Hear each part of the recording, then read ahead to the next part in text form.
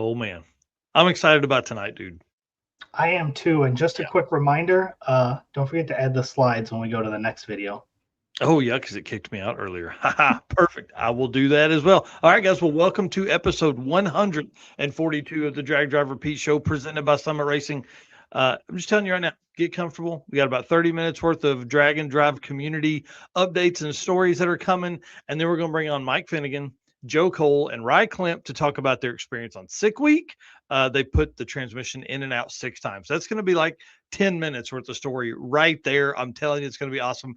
We're going to talk Sick Week. We're going to talk project cars. We're going to talk what happened to Blasphemy. We're going to talk about what Ry Klemp is building. If you guys will remember when he was on here a couple weeks ago, he had that crazy, I don't even know what to call it. Do you call it a cart? I don't know. We're going to talk to him. We're going to find out, like, what does Joe Cole, does he have project cars, or does he just, work on mics and help Mike get his stuff going and all that kind of stuff? It's going to be a great night. Get comfortable, get ready. Mr. Eric, hit the intro, sir. All right, let's go.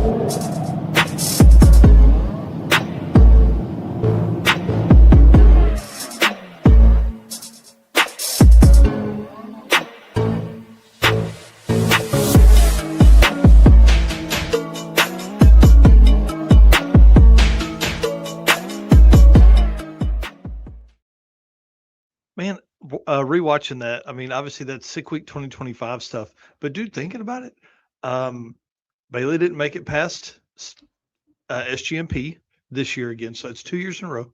And the front end of the yellow Challenger, whatever that Mopar is, it was back this year with the all new carbon fiber front end and stuff like that. Looked freaking awesome. So kind of cool. We need to go through and do so. I mean, obviously, I need to build a new update.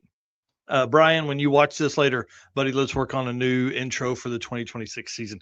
Guys, I hope you're ready. Episode 142 of the Drag Driver Pete Show, presented by Summit Racing, is going to be insane. We're going to have a great time. My name is Mike Narks. I'm the host of the show tonight, and the news that happens on Saturdays. And man, I don't know, stats and stories. I hope people are enjoying the stories that we've been dropping for the slow cars, the backbone to drag and drive. So my right-hand man, Mr. Eric White, tell him what you got going on, dude. I am Eric White, co-host of the show and news, typically behind the camera taking photos. But right now, it has all been about the graphic design and artwork. So stuff for the circuit. I've been working on another non-drag and drive event, making some flyers for that. But heads up, in Oklahoma. Yes, that's right. So that's been pretty fun. So yeah, just really staying busy with a lot of that stuff and just getting ready for the circuit. Yeah, dude, it's going to be crazy. We are going to have a blast. I worked on the circuit for probably only about 30 minutes today, but just kind of calling some places, making sure we're good to go on all this stuff. We've got some fun things that are in the works from Camp Counselor Bob's. All I'm going to say, going to be a good time if this works out like we hope to. All right, well, guys, you know the deal. We need you to hit the share button as we jump in here.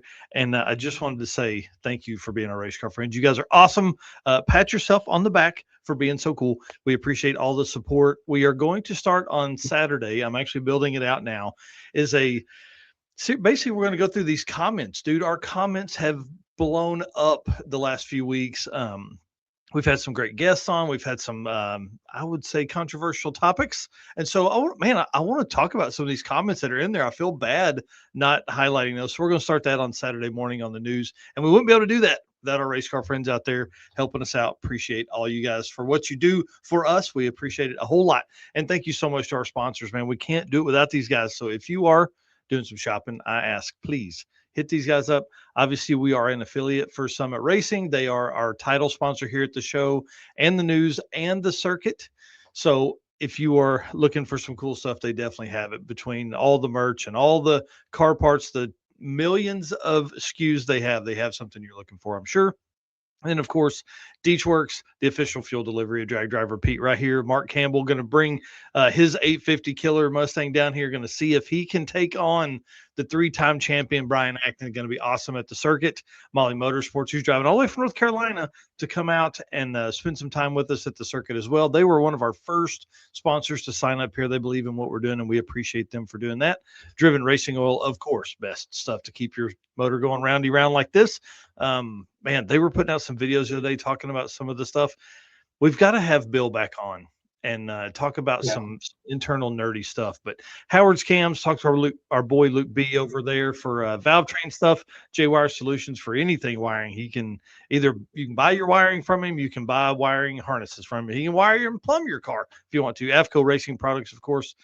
Brakes, cooling, all the stuff they do, all the suspension pieces. Performer Built Transmissions, the best GM transmission builders on the planet, and Car Chains 3D, who makes all kinds of really, really cool stuff for your hot rod. I'm telling you, 3D printed stuff, it's where it's at.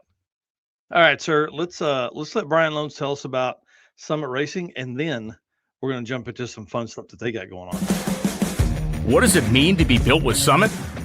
It means you're hitting the autocross, drag strip, road course, trail, dirt, or open road with confidence. Because built with Summit means you're using parts from the top names in performance, priced to make your project affordable, and it's all backed by trusted tech expertise and blazing fast shipping. Summit Racing Equipment. Let's build it together. SummitRacing.com. For sure. And speaking of building stuff, 10% off of the Summit Racing brand tire and wheel packages right now. A pretty good deal. Nice. So you guys can go to our website. You can hit any of the Summit Racing links on the website. It takes you through our affiliate link there, or at the top of our Facebook page, we have it pinned as a post there as well. If you want to help us out, if the product is eligible for that, we can get anywhere from 1% to 5%. So, I mean, it's not a whole bunch, but every little bit helps at this point with all we've got going on this year. I'm telling you. Yeah, Dan Chandler is long. Saying, got my new Summit Pro LS valve covers today. Very impressive. Nice. And, Cole's garage. We've talked about that before. That's definitely, I need a mic for sure. Yeah, I need one that's not, I feel like this one's too tall, but hey, that's all right. At least it's on there. Yeah, for sure. Well, obviously, Summit, their social media team, we talk about this all the time, is next level stuff. And so they made a post yesterday. It looks like if money wasn't a factor, what's your next build? And you put probably the coolest build on the internet right now on there. So that's what this thing is.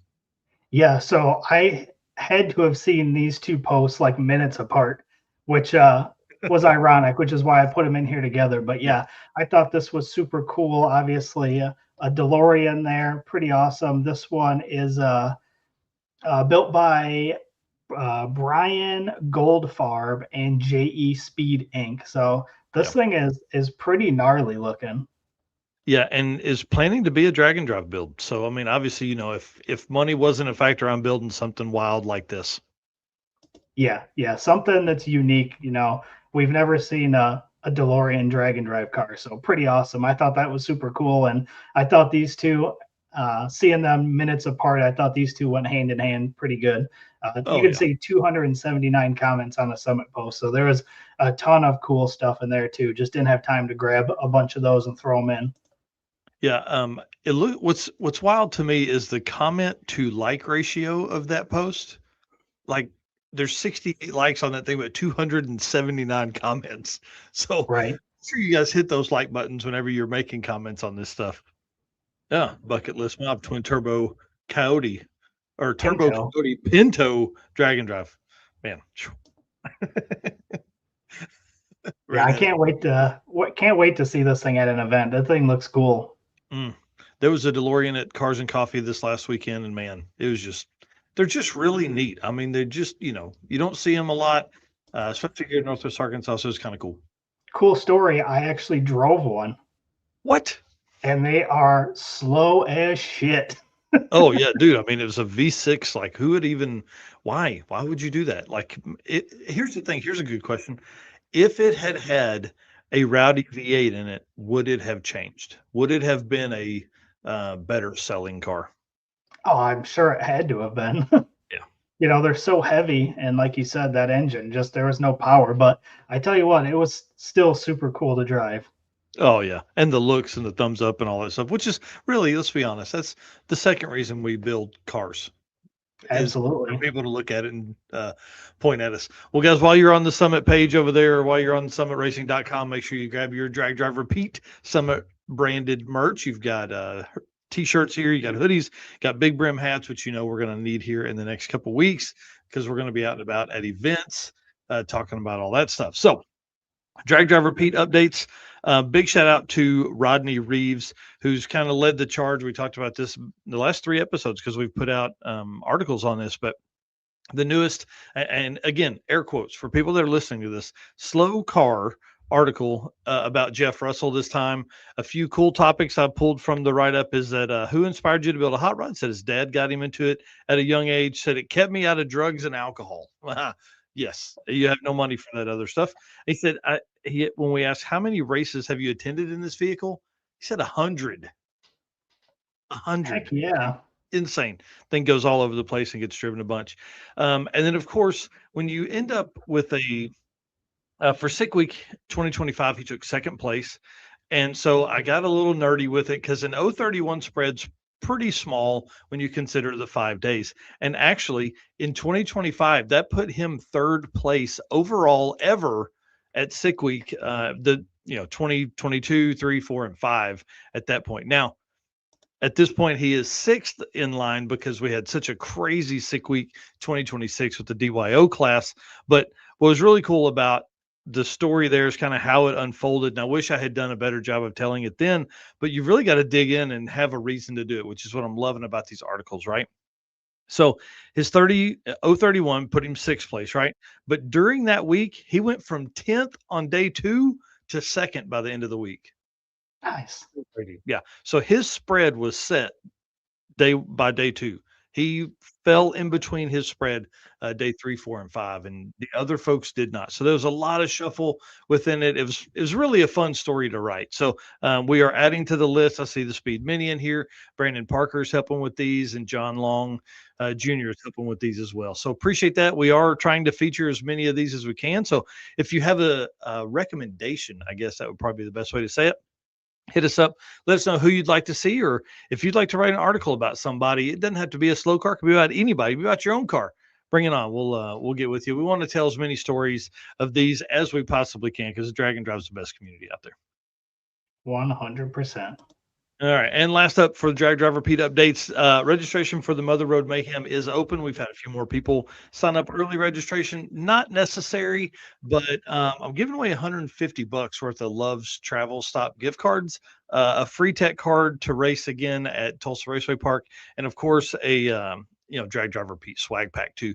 So if you sign up early, pretty good odds what I'm hearing here. So pretty good opportunity to win some gas card and then, of course, tech cards and all that kind of stuff. So pretty fun. Again, Mother Road Mayhem is our one-day event that happens April 19th at Tulsa Raceway Park alongside Motorama. Yeah, it's going to be fun.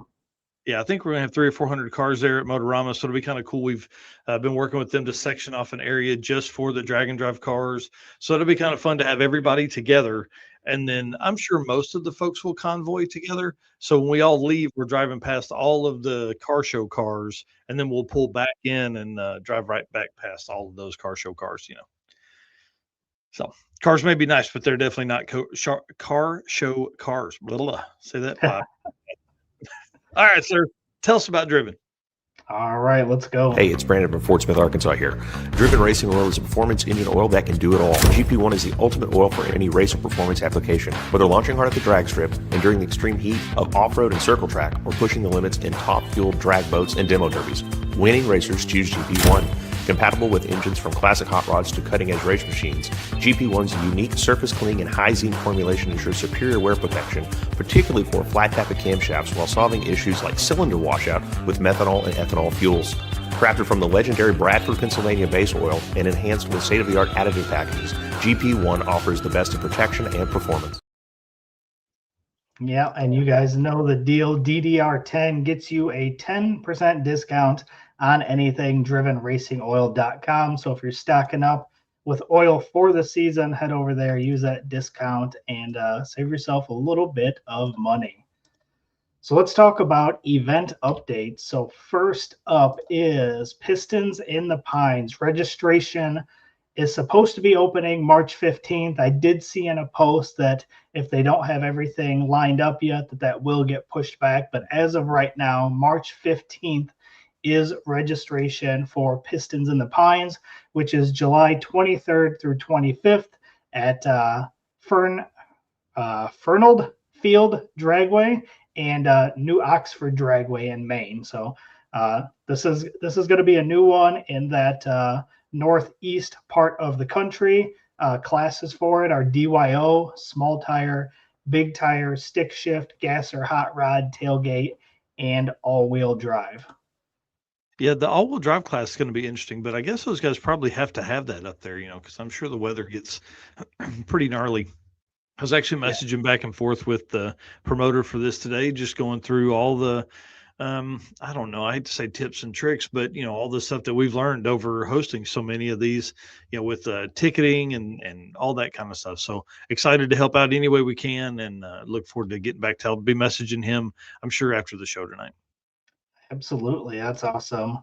And next up, Redwood Rally sold out. Pretty awesome there. Mm-hmm. But you're going to want to get on the wait list and or the Vega bonds, which I thought this was pretty cool.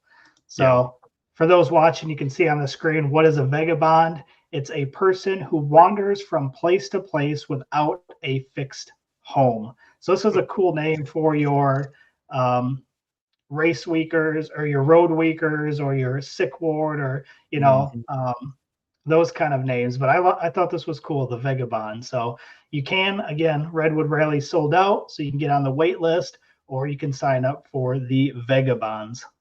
Yeah, that's awesome. I'm excited about that. Again, that's an event I plan to attend, depending on how drag week goes. I don't know. I don't know. Maybe I do half the drag week and all of Redwood. I don't know. We'll see. And then next up here, we've got the Havlic's Fastest Streetcar Shootout. So registration update as of the 9th. So 2 days ago, they had 111 quality heads-up entries filled, and that leaves 39 spots for their 150 car limit for the heads-up classes.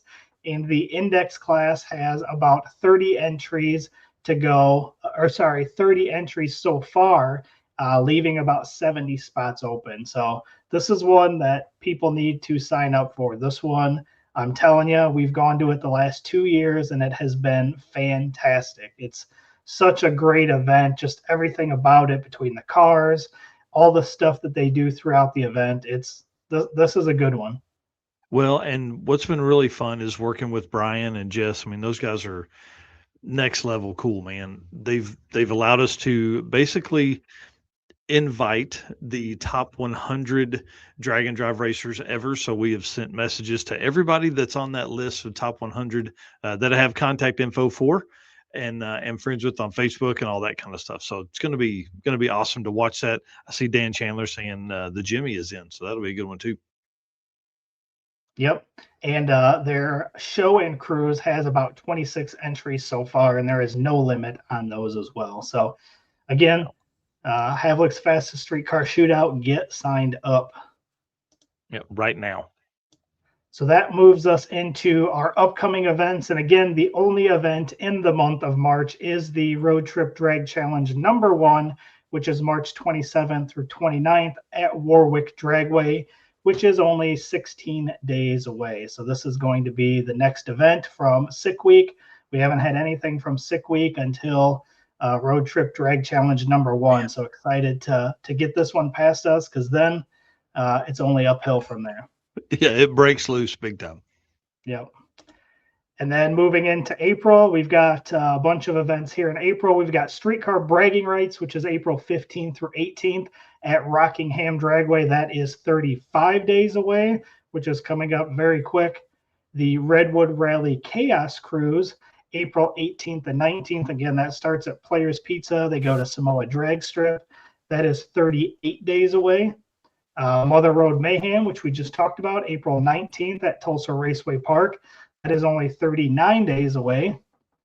Carolina Drag Cruise, April 22nd through 26th at Shady Side Dragway, 42 days away. And the circuit, rounding out the month of April, April 30th through May 3rd, back at Tulsa Raceway Park. That is 50 days away from today.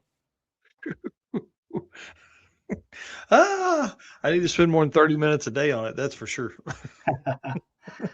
Yep. So that is our April events. And then wanted to highlight some of these because these have been popping up. Streetcar Bragging Rights, again, isn't a drag and drive. However, there are tons of our race car friends in it. So here we've got stick shift class. We've got Rich Guido and Dan Watts. We also got Will Hogan and Derek Toady in the stick shift class. So there's 4 drag and drive racers right there in stick shift. And then in heavyweight, we've got John Mayer, we've got Felicia Smith, and we've got Alan Whitaker. So tons of our race car friends going to be out here at Streetcar Bragging Rights. And I know there's plenty more. I know Jeremy Ortiz is usually there. So it's going to be filled with drag and drive racers. Yeah. So if you're going and we didn't say your name today, comment down below. Let us know that you're going to be there. We'll start featuring some of that stuff. Man, I wanted to go to this event so bad this year. Yeah, I hear you. It's going to be awesome. Yeah. So that puts us at 50 events on the Drag and Drive calendar for 2026. Again, full schedule is at dragdriverepeat.com/event list. 2026. That is going in the chat right now. And again, you've got the interactive map so you can see where all the events start at. And if you scroll past that, you've got them all in a list. So be sure to head over there, check that out. Yeah, list and links to everybody's stuff. Like if the website is better than Facebook, you're going to the website. If Facebook is better than the website, you're going to Facebook. So get ready. Absolutely. So again, appreciate Driven Racing Oil for doing the event updates. Again, DDR10 for your 10% discount on drivenoil.com, drivenracingoil.com. All right, J-Wire Solution stuff, man. You've kind of taken over this segment, dude. I appreciate it a whole lot. You got some really good stories in here. So let's play this intro and then we'll get into this thing. What's up, guys? My name is Cole from Fort Worth, Texas. Expert car and marine wiring solutions that you can trust. J-Wire Solutions can wire and plumb your hot rod, your race car, hell, even your drag and drive car. Plus, they offer products to make your driving experience way better, like their blinker module that is just a must for all drag and drive cars. This module will allow your rear turn signals to continue to function while the brake pedal is applied, just like stock. Find all the details at jwiresolutions.com. Give a shout out to boy J-Wire. Him and I were talking earlier today. Awesome. All right. So for J-Wire, we talked about this on Saturday, but Backside Brawl was going on over the weekend. Again, another event that featured a ton of our race car friends, drag and drive racers. So we had Chris Paget there. We had John Ketch. We had Josh Rich, we had Cody Hoffman, Dustin Peterson. So tons of racers.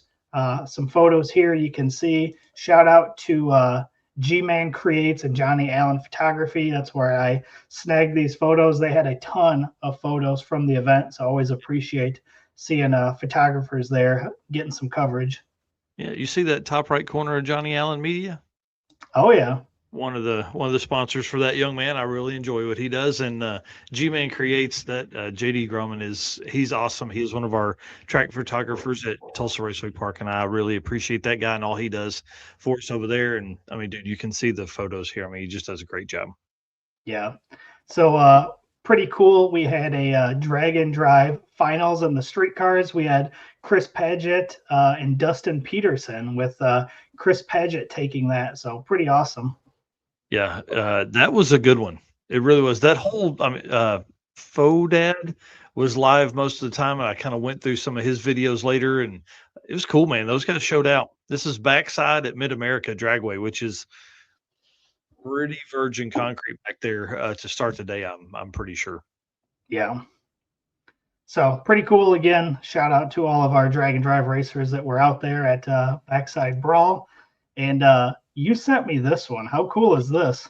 Bro, look at how awesome that looks. Did you put that second photo in there? Oh, God. Yeah. So Bad Apple Racing, you guys will remember them. This car was the one that was on fire. That was a nitrous car. No longer a nitrous car.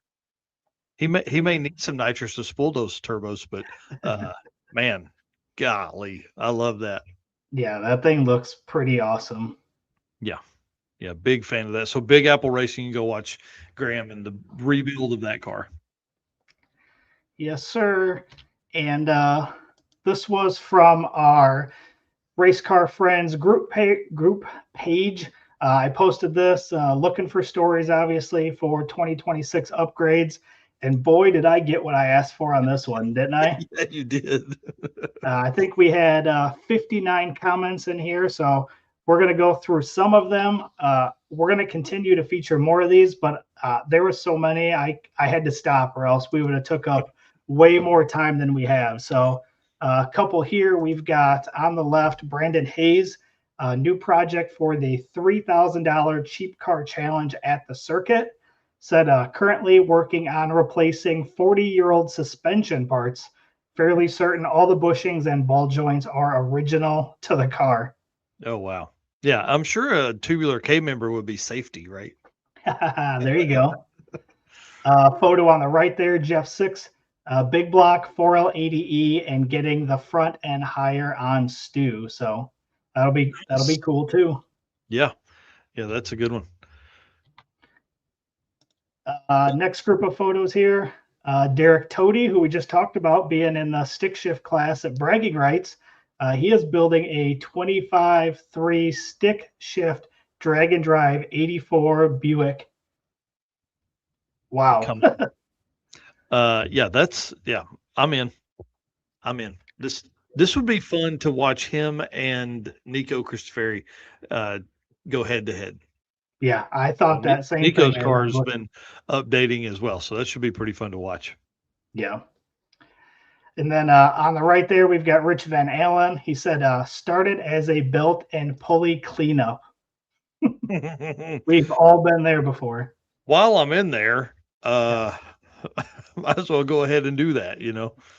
The whole front end off. And that's going to be for his wife, who's actually signed up for the circuit. So how many days did you say we have until the circuit?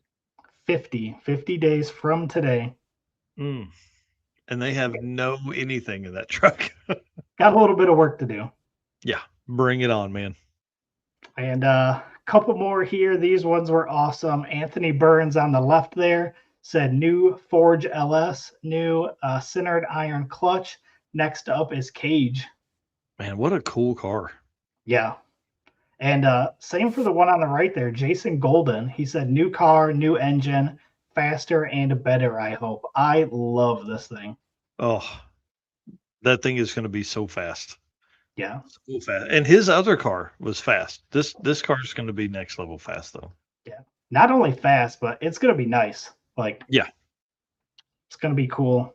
And then to round out our post for today, again, we'll feature more of these. But Brian Havlick, he said, Drag Week 2026, my 20th anniversary since first Drag Week. We're just changing the whole car for this one. More updates coming soon. Left me on a cliffhanger, but badass photo right there. Dude, and look at how low that thing sits. Yes. Oh, I'm in. This car has been rowdy for a long time, and I can only imagine it's getting rowdier because that's not the same front end he had on it before. I'm certain that's looks like a one piece. Am I crazy? No, I think so. Front end on there, yeah. That car should be very, very fast. So yeah, pretty awesome. Again, 59 total comments on this post. Appreciate everybody jumping in there. This is something I want to kind of do more of. I did it for a while. I dropped off, and I think just getting these kind of posts back going again is fun, seeing everybody's stuff. And I'll come up with a new topic and we'll do another post, but we'll continue to feature some of these because, like I said, there was a ton of cool cars that I didn't even get to show. So more to come on those. Yeah, definitely. And This next has me, dude. I was rolling. Yeah. This next one I put in just today. Shout out to Jeff Kerchick for posting this. Said how to become rich and said stop entering Dragon Drives. And that book ended up right where it needed to be, in the trash. Yeah. Yeah, dude. Just got to figure out how to make money at Dragon Drives. That's all we got to do next. Yeah, that was hilarious, man. I saw that, and then a bunch of people have kind of done the same with, a cartoon version of themselves and their car in the background. Yeah, this is 100% true. But you're rich in life, man. Rich in life. Dang right. Yeah, can't take it with you, and your kids are going to spend it on dumb stuff. So. Well, again, I appreciate Jay Wire for being a part of the show. That's it's always a fun segment there. Yeah, I'm enjoying that, man. And again, thank you to you for taking over that and allowing me to do more with more, because with 5 events, I was really getting overwhelmed for the year. So I appreciate that a whole bunch. All right. Well, we're going to play the Molly ad read, and then we're going to bring in Ry Klemp, Mike, and Joe. So this ought to be fun. Get comfortable because it's going to be a good time. Looking for a forged piston kit for your vehicle? You need Molly Motorsport Power Pack. What is Power Pack? It's the ultimate forged piston kit that comes complete with pistons, performance file fit rings, hot string steel pins, and clips, all engineered to work together, so all you have to do is build something great. Find your Power Pack at mollymotorsport.com.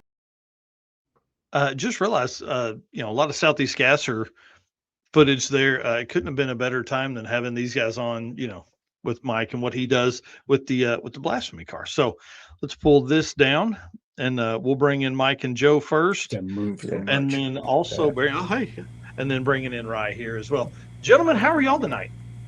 Good evening. Good. What's up, boys? Dude, I'm excited to do this. This is going to be so much fun. Yeah.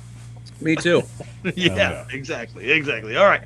So for folks that don't know and haven't been paying attention, we've been, man, I want to hear stories from Sick Week. I want to talk about how much fun it was to start this. And then the next spot, we're going to talk about like the fun project cars you have. And then we're going to end the show with, more project cars, because I think you all have several. So it's just going to be a night of what's going on in your garages, I think.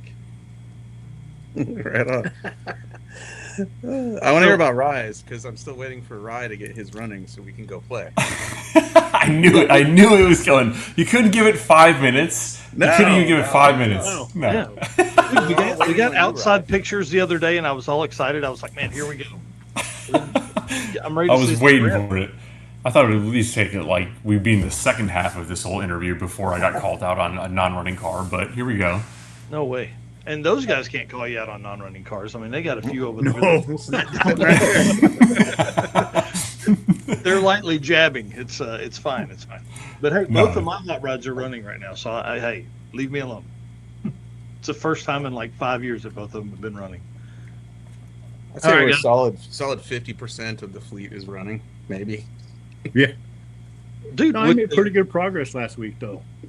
Yeah, I was going to say, with the count you have, that's pretty impressive. I've been drinking. I don't even know if it's true. I got to be honest with you. Perfect. This will be great. Another 2 of those, and we're going to have a good night, I promise. Definitely.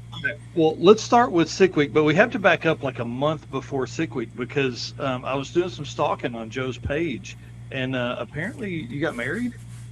I did, yeah. Yeah. Right before Sick Week? Congratulations. Yeah. Well, right after New Year's, yeah. Yeah. Thank you. Congratulations to her. She married a good dude, I think. I think the 84 seconds you and I have spent together have been a good time. Right. About how much time we spent together before we got married. Hey, when you know, right? When you know. Right. She's definitely not going to see this, so. No. It'll be For fine. sure. Hey, Joe's got it right. You got to lock him down early, man. That's awesome. All right, well, y'all, I want to start this conversation with Sick Week because that's obviously the closest event. The week didn't end well, but started well. Did great. But I was watching the limo truck videos this week. Dude, I've spent like 6 hours watching your stuff this week, obviously. And the limo truck from the Freiburger video to your video, how much fun was that? Oh, it was probably more fun than it actually looked like in real life. Like I have been trying to make that idea happen for a solid 3.5 years. I've owned that truck, I think 4 years, and it's been sitting in Arizona the whole time waiting for all those pieces and parts and people to like come together where we could actually go drive that thing from California to Georgia while building a motor inside the limo. And so when we did it, I mean, the moment the air cleaner went on, I cracked a beer. It's not in the episode, but I sat there with Bostic and we just started drinking. It was awesome. And the wild part about that whole thing is like we scaled the limo truck, the trailer, all the stuff that was in the bed, all the people were in it. It was nearly 17,000 pounds. And on flat ground, that stock 454, wide open, would only go 64 miles an hour. And it was getting 2.7 mpg up the mountains and a little over 4 on flat ground. And so the whole time Freiburg was like, so let's put a bigger motor in it. And I'm like, yes, we'll get there faster, which means we'll use less gas. I was actually right.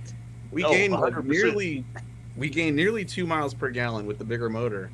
And now it goes up mountains at 70. Like, it's so much more fun to drive. So if you're at home and you have a limousine pickup, there's the recipe, build a big motor, go faster, be cool. If you have anything, you need bigger motor. More horsepower equals less throttle input to go the same speed. I mean, smaller beers, bigger motors. Yeah. Can I back up just for a second so we can talk about like what a twisted individual Mike is here? So we briefly, they glossed over it in the episode of where Mike says, I always heard about all these guys that like are building motors in the back of a toter or in the back of a trailer.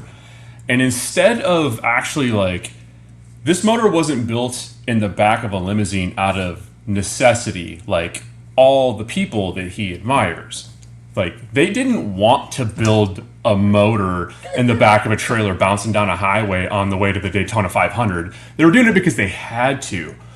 Mike was like, I got an idea. This sounds like a great idea. You know what I mean? Like, this was voluntary. Like, that's, you got to be like you're wired weird. You're a sadistic individual to self-inflict that own punishment upon yourself. It was so much fun though. Like, to put the camshaft in, we had to open the door of the truck while we were driving. Dude, the cam in. Yes. We didn't even pull over for that. Like, yeah, I saw the preview of it. I briefly glanced at the preview of the cam, and I was like, I glanced at it. I didn't have the audio up, and I watched it, and then I went back and turned the audio on. I'm like, oh, and then you hear the wind noise, and you go, oh no, they're rolling down the highway while they do it. Dude, I was, we're in the back of a limo. I don't know what it is about being in a limo, and I hadn't been in that many of them, but you just feel like you're safe. There's no rules, like seatbelts. Look ahead at the traffic before you open the door to put the cam in. Nah, just open the door. Like, it's fine. It's fine. It's fine. People look at the. How many times were you tagged in the 5 days or whatever it took for you guys to get across there? Because I want to add this photo because it's freaking awesome. Oh my God, where is it? Where is the limo truck? Because dude, you guys had these set up. It looked so awesome. Yeah. Let's be clear, halfway across there. They didn't make it all the way across. Yeah. We're going to talk about that too. I can't imagine, as a fan of yours for a while, and 1 million plus people are as well. You're just cruising along in your daily driver, and you come across this, dude. And if you had opened the door as I'm driving by, I'd have got in. We made so many friends because of just what you see there. Like I broke down once. This dude rolled up to us, and he's like, "Are you all right?" I'm like, "Yeah. We just got to switch gas tanks." And he's like, "Oh, okay." He's like, "You want to see my dad's junkyard?" Yes, I do. And 2 blocks later, we're in this epic it's not even junkyard. It's this dude's house in his barn, and in the barn are just Harleys that he's built over the years, and the property is surrounded by dirt track cars and muscle cars and things he's wrenched on over the years. And he's one of the most interesting people I've ever met. He owned a drag strip and was like, here's some participation medals from the drag strip. Have them, you know. If we were driving a Honda Civic, nothing that's wrong with Honda Civics. If you got Type R, you're cool. But if we were just driving a Camry or something, that doesn't happen, you know. Yeah. But you take a 6-door truck and put W Bob behind it, and magic happens. You know, Yeah, whether and you so plan do it or people- not, it's just gonna happen. So The one guy that came over, I think, that helped you guys with the brake drum, that was a great story. You know, like he's taking it to his shop, all that stuff. You know, that guy, that'll be a story forever. we were just sitting in a parking lot. That just rolled up. He's like, I got a dealer over here, you know, and great, because we don't even have the tools to do the work we needed to do, you know. Yeah, like it's just drive interesting cars. You will make friends everywhere you go, you know. Yeah, I think that's one of the best things about Drag and Drive is like by about the 40th car to come by a cool spot, they're like, hang on now, what's going on here? Why are there so many cool cars here? Yeah, like when we blew up the trans at Sick Week, someone brought us beers, someone brought us umbrellas, you know, like they knew rain was coming, so here's some umbrellas, like Oh, wow. you know, you just drive old cars, people will be nice to you. That guy with the umbrellas, his wife called him and told him, these guys are on the side of the road. There's a storm coming. You better take these guys' umbrellas right now. Yeah. She forced him to bring us umbrellas. Yeah, That's awesome. That's just wild. And it wasn't like she was like a roadkill fan or something. She just saw someone broke down on the side of the road in an old car, you know? And bless their heart, they put the fear of God in me about the rain because I thought it was going to unload right then and there. I'm like, we got to go. And we didn't end up needing the umbrellas that night, but we definitely needed them, I think, the next morning. So they did come in handy. Oh, it did rain, didn't it? Yes. Yeah. It's like That's rained on awesome. every drag and drive we've done this year, or the last 6 months. Yeah. So it's Drag your me. fault. The ones that Rye attends, yeah. we tend to have issues. I wasn't going to bring it up here, but, you know, we're all here. You know, circle of trust. Well, how'd you guys end up getting home from Texas? Well, so during that limo truck road trip, you know, my math is usually off, and my wife knows this, and she will tell anyone who will listen. Like, if I say I'm going to be home in 3 days, it's going to be 12. You know, there's a square root in there or something, and so I thought 7 days was enough to, you know, swap motors, build a motor, drive cross country, and at about day 7, I was like, we're not making it to Sick Week, and so. In Dallas, we dropped everything off with Aaron and Emily Reeves, and then jumped a plane home because as soon as I got home, I think I was there, I don't know, 24 hours, if that, maybe. Wow. I loaded the car and all the crap in the trailer, and we left. And because it was snowing at my house, which is weird, it never snows. Yeah. So yeah, we punked out and flew home. Otherwise, we wouldn't make it to Sick Week. Wow. Yeah.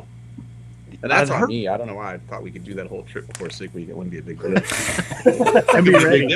Just My the car was timing is ready. perfect. We didn't do anything to the car. It was ready. You know? Bit of stuff, not much. We but, talked yeah. about putting a transmission in it. We talked about putting a clutch in it. Neither of those things happened. We just went, you know. See how that works. Should have put a clutch in it. We should have put a clutch in it. Yeah, Could have did that in the trailer, huh? we should have done that. We didn't. We should have. The clutch wouldn't have helped though. Well, if we had put a clutch in it, we couldn't have loaned our clutch then, you know, to the Datsun kids. So, Right. Yeah. Well, then, yeah, that's what should happen. Yeah. So you got there early. Did you guys do any? Did you do any testing? I guess not really early. Did you test on day 0 after tech? No, we stopped at Summit, got some parts for people. When we showed up that evening, it was snowing, so we didn't test. And then on day 0, I think we tried to test, but we were in line. Oh yeah, we were in line. We were in line Turned around. with my next door neighbor, who was in line for 5.5 hours and didn't make a lick in testing. Because I don't know right. what I the forgot hell was about happening that. in testing, but they weren't running out full lanes. They were picking from different lanes. Yeah. And so The it run was- order was all like a little like jacked up because they did we thought they said there were going to be like multiple run orders, so we were real lazy about turning the car around because like, oh, we'll get another opportunity this afternoon or whatever, and so we kind of took our time and then pulled up and we're standing there and they're like, yeah, the sun's going down, we're going to shut this down. Like, well, what about that second run session for slicks? And they're like, oh, you can try and just jump in line. Yeah, there were some people that were waiting in line for 5 hours to get turned around, and we were in there for what, like 5 minutes. We were pissed, but not we that were. pissed. There was confusion because there's always an all run. Yeah, they were running run groups all day, and so we were waiting for the all run, and then a couple of days there was no all run, and so the testing thing, we were waiting in line, and I was like, if the sun goes behind the trees, we're not running the car. I'm not risking it. It's way too cold.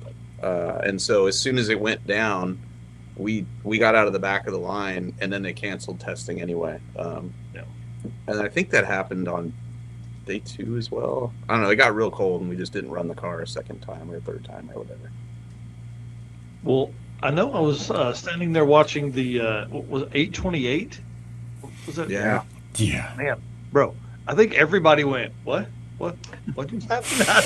So, yeah, I was shocked. Like, I saw it and I was super excited, and then I'm like, oh, wait a minute, this sucks because we can't use it. So I theorized. I think that was the same thing everybody on the starting line went to. It was like, yeah, oh shit. So you guys, if we back up to drag week, remember we went up and we're like, we've neutered it. Yeah. And this time walking up to the line, we didn't say anything. No, but we neutered it. Yeah. We kept our mouths shut. We're like, I pulled 2 degrees out of the entire map. Yeah. When 828. The air was just so damn good, and we had made a shock change before. Well, the day before, actually, I think, and it was in a direction we hadn't gone in the car since we put the IRS on the front end, or IFS on the front end, and it liked it. But really, it was just the air. Like that air was minus 1500 when I ran the car, which we've never run the car in air like that. And thank God for closed loop, because it was lean when it went down the track. And it would have gone even faster, but we only had the closed loop allowing it to correct 5%. So it gave it enough to keep it alive, but it was pretty lean, And so after that lick, I went back and looked at the data, and I was like, oh, damn. And so I sent the data to Pete, and I'm like, we need to either put some fuel in the base map or allow it to correct more than that, because the air is still really good, and I need to go back up there and try to slow down. And so, the 828, it wasn't a fluke. It was just really good air, Yeah. And the clutch was real happy, and the car was good, that day. Right, and then was that the day 2 that it did that, or was that day 1? That was day one. That was off the trailer day 1. Oh yeah, that's right. Yeah. Yeah, and then the follow-up was the best pass ever. Right. That was the luckiest pass ever. 7. I mean, that was. You couldn't remember where you lifted, how you lifted, what you did. Most of what I said to you guys when I got out of the car was incorrect, because when I went back and watched the video, I was like, what I told them was, I short shifted, I ran into the rev limit in third and let it sit there, and I threw the chute and dumped the gas. Well, I did short shift, but I didn't run it into the rev limiter and let it sit there. I didn't throw the chute till after the finish line, but I let off the gas completely at like 1,000 feet, and it just went 850 flat at like 145 miles an hour. It was complete dumb luck that it did it. That's what we talked about. I said, dude, what is it? We looked at the data before that pass. And we had pulled more timing too. Yeah. We had realized, I said, if you see, you usually go through the traps. If you see 7 anything in 4th gear, just clip it. Just let out of it. Well, I told you, I can't see that. Like, I'm hanging on for dear life. It's the only thing in front of you. It's air and a number. There's a lot going on there. I'm in there like 4th gear, sex with my wife. Where's the parachute handle? Look down. Oh God, it's over. Like, I'm not that good of a driver, bro. I can't tell you what RPM I crossed the finish line at. That's awesome. That's what data's for. Yeah, right. Yeah, go back and look at that later and hope you can, That's why stick shift racing is so interesting, because, I mean, Rich Guido in here, same thing. Dude goes a 8503 one day, and tells on his podcast, he said, I kind of had PTSD. I didn't want to go too fast again because we may not get another chance. Yeah. I think it was something that we didn't expect to be put into that position. Like collectively, we all know the car on a perfect day is definitely capable of running that 828. I don't think that's a surprise to anybody.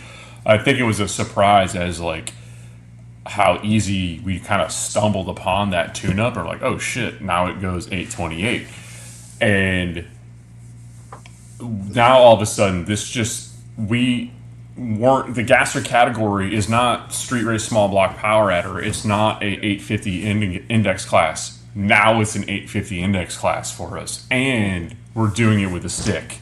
Like this is gonna be an interesting week. So like day one, the whole dynamic kind of just shifted right there.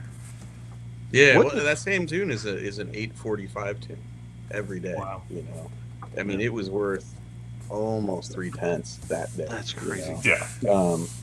Yeah. And it was all horsepower, because the 60 foot is virtually identical to what we normally run when we run an 846 or 850, or, you know, it was, I mean, we ran 5 mile an hour faster than we ever go on that track out the back. Like it was happy, you know. That's crazy. Yeah, Rich Guido says slowing down sucks.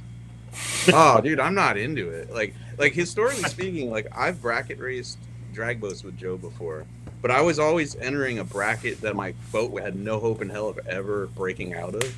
And so every pass, we'd go up there and scratch our heads and throw the toolbox at the thing, trying to go faster. And Blasphemy's in the same way. Every pass, how do we go faster? It's never been, how do we slow it down? That's literally the first event where we were like, oh, crap. Like, I don't know, day 2 or 3, I finally was like, well, let's put a bigger blower pulley on it. We didn't have bigger ones. All I had was smaller ones. like we were running less boost and less timing than we've ever run in that motor. And it was still too fast. Like the air, that whole trip was just so good. You know? God, it's so sad that, I say it's so sad we had that kind of opportunity and didn't see a 5 all week. You know what I mean? Like there were just, man, well, it shows you how hard it is for those dudes running. But how many big heavy hitters got taken out of that event? You know what I mean? Yeah. Like Sick Week was hard. This is a hard Sick Week on a lot of fast cars. Yeah. Well, and the wild part is like, in my opinion, that event, although they want records broken, you know, Tom says that, and they invite cars that, you know, ostensibly could go 5s. Like that event is not as hard as, say, Drag Week. You know, in my opinion, like Drag Week is probably still the event where whoever's in charge of it doesn't care about your feelings and doesn't care about the route and is not trying to make this a vacation for you. And the checkpoints are meh, you know? So, I mean, a lot of times they don't even call the people who have the checkpoints before you arrive. So they didn't know what's coming. I know they don't. We've had that conversation with places because they're like, what is happening? Right. So, like, Sick Week, I feel like if you can't kick ass in Florida when the weather's killer and the drives are pretty flat, like, dude, you know? That's your opportunity. Like if you're going to run 5s, I feel like it should happen at Sick Week. And it just shows how hard it is because no one's doing it yet, you know? Yeah. And I mean, if we had maybe better weather or something like that, who knows what it could have been. Like we were on pace to see some impressive stuff, and we did. But enough about everybody else. I want Eric to ask this question because he knows how bad I am at booking hotels. But we've had some. Hey, you and I talked about this, didn't we? Yeah. Oh yeah. So tell us about the sketchy motel with the yard sale. Oh, in the lobby, dude. Oh my God. So we, you know, they threw a wrench. The people at Sick Week threw a wrench in the program where after registration, and we all went and booked hotels. They threw a drive day in, which was great. Like it was awesome to have a drive day, but then it was like, where are we? When are we staying? Which one are we checking out of? Which one are we going into? I don't know. And by the time we figured it out, there was nowhere to stay except near that bowling alley in the worst hotel, top 3 worst I've ever been in my life.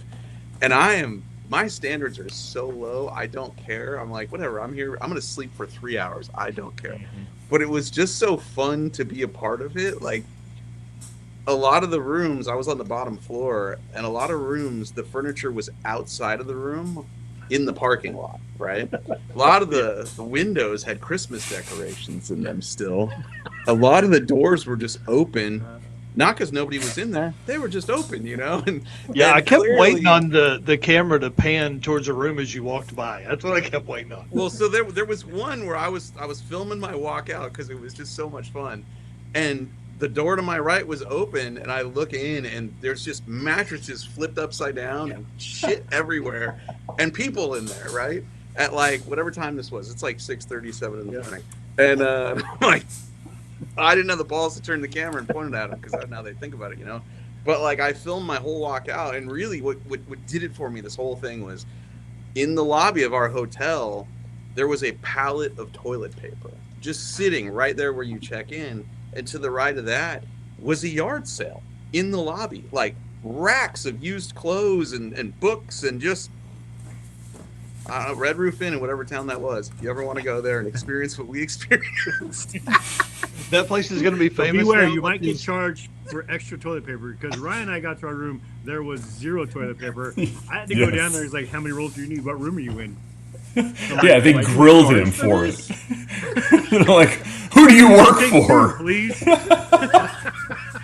I felt bad for these guys because it's like they're working really hard, you know, not a lot of sleep, and then I put us in this dump, you know, and like I said, I don't really care, but I feel bad for them, you know. It's so. One of my favorite things about that place though was the scooter on the first floor below our room, right? Remember that scooter out there? It was all there wasn't much left of it. I mean, it was like a skeleton of a scooter. They were trying to fix it in the parking lot.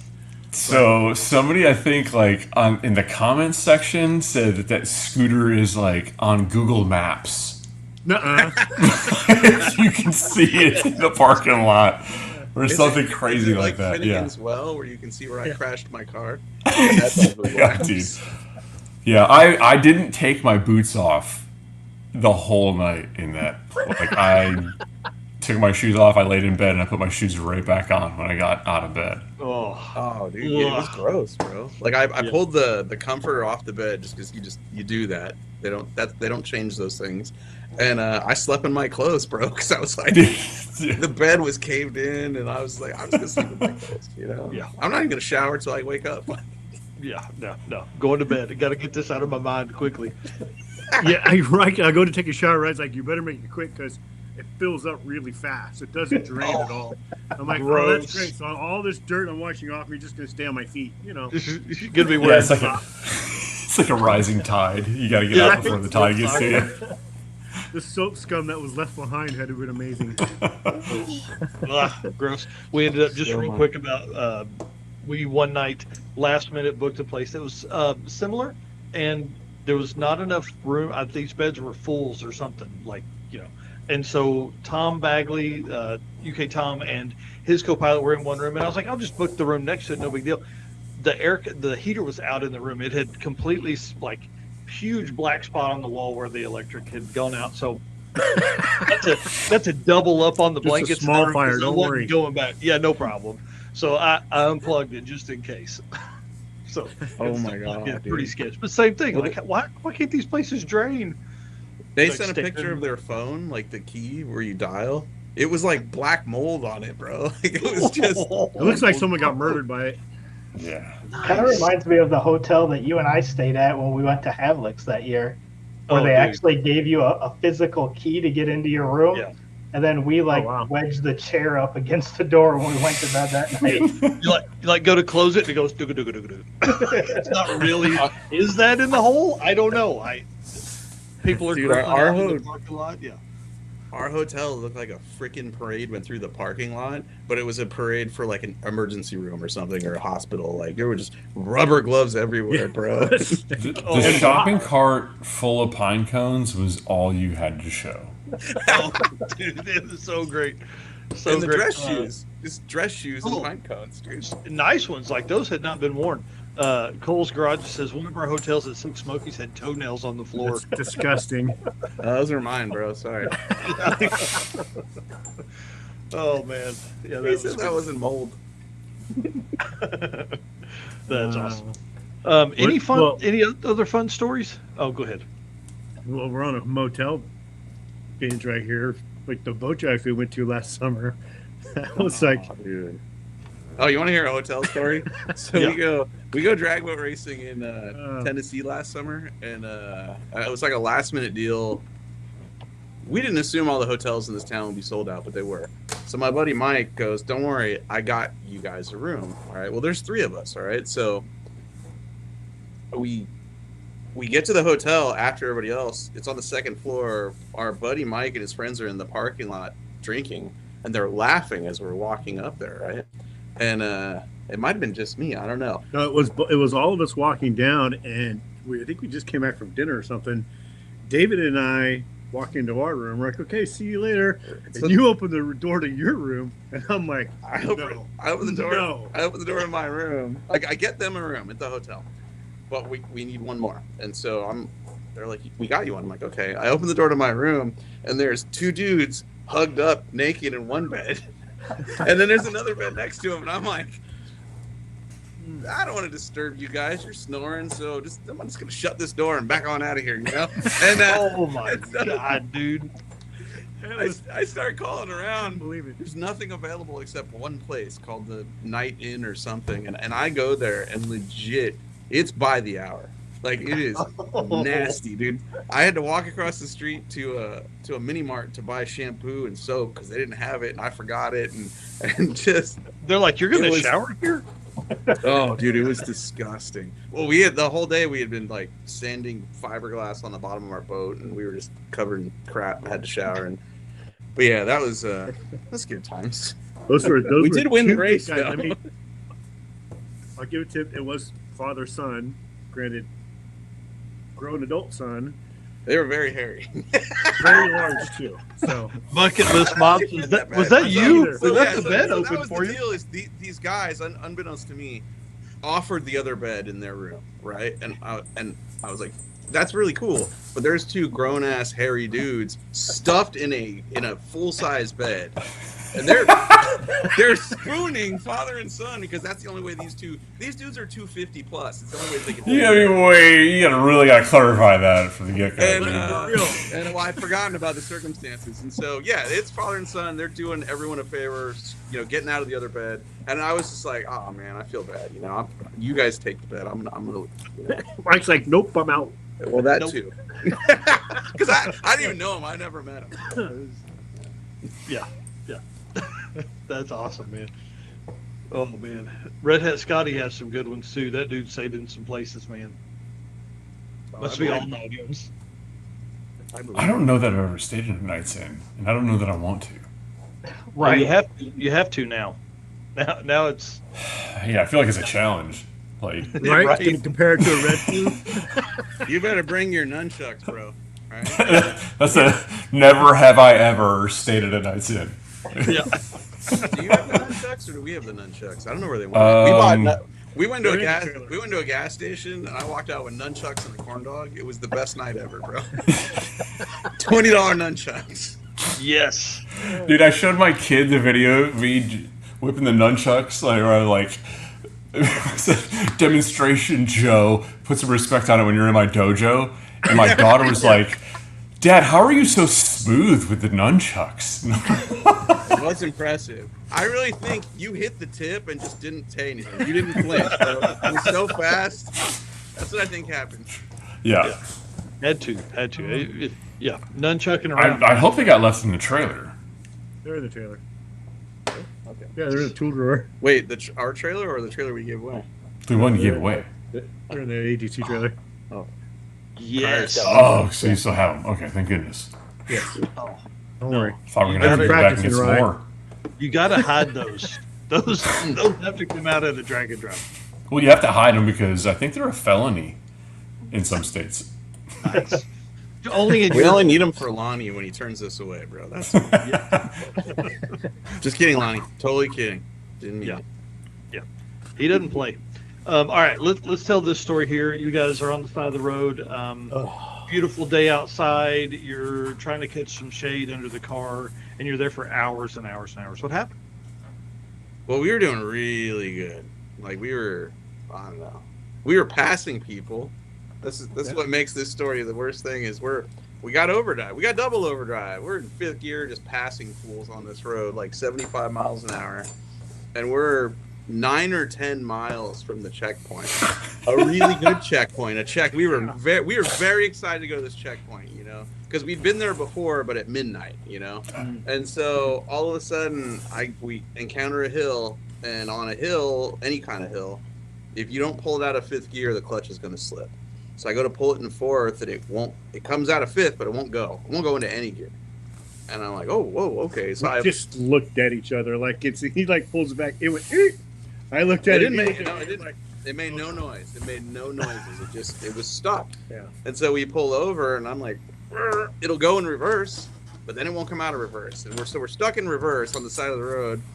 And I'm like, well, we brought a transmission, so we are really good at this. We will be back on the road in an hour. And we were, except it was leaking. So we had R&R'd a transmission in 1 hour on the side of the road, and we're like, yes, let's go drive these go-karts and see this band. But then the throwout bearing was leaking, and it was in the midst of putting the new trans on. My dumbass was like, well, we'll put the new throwout bearing on too.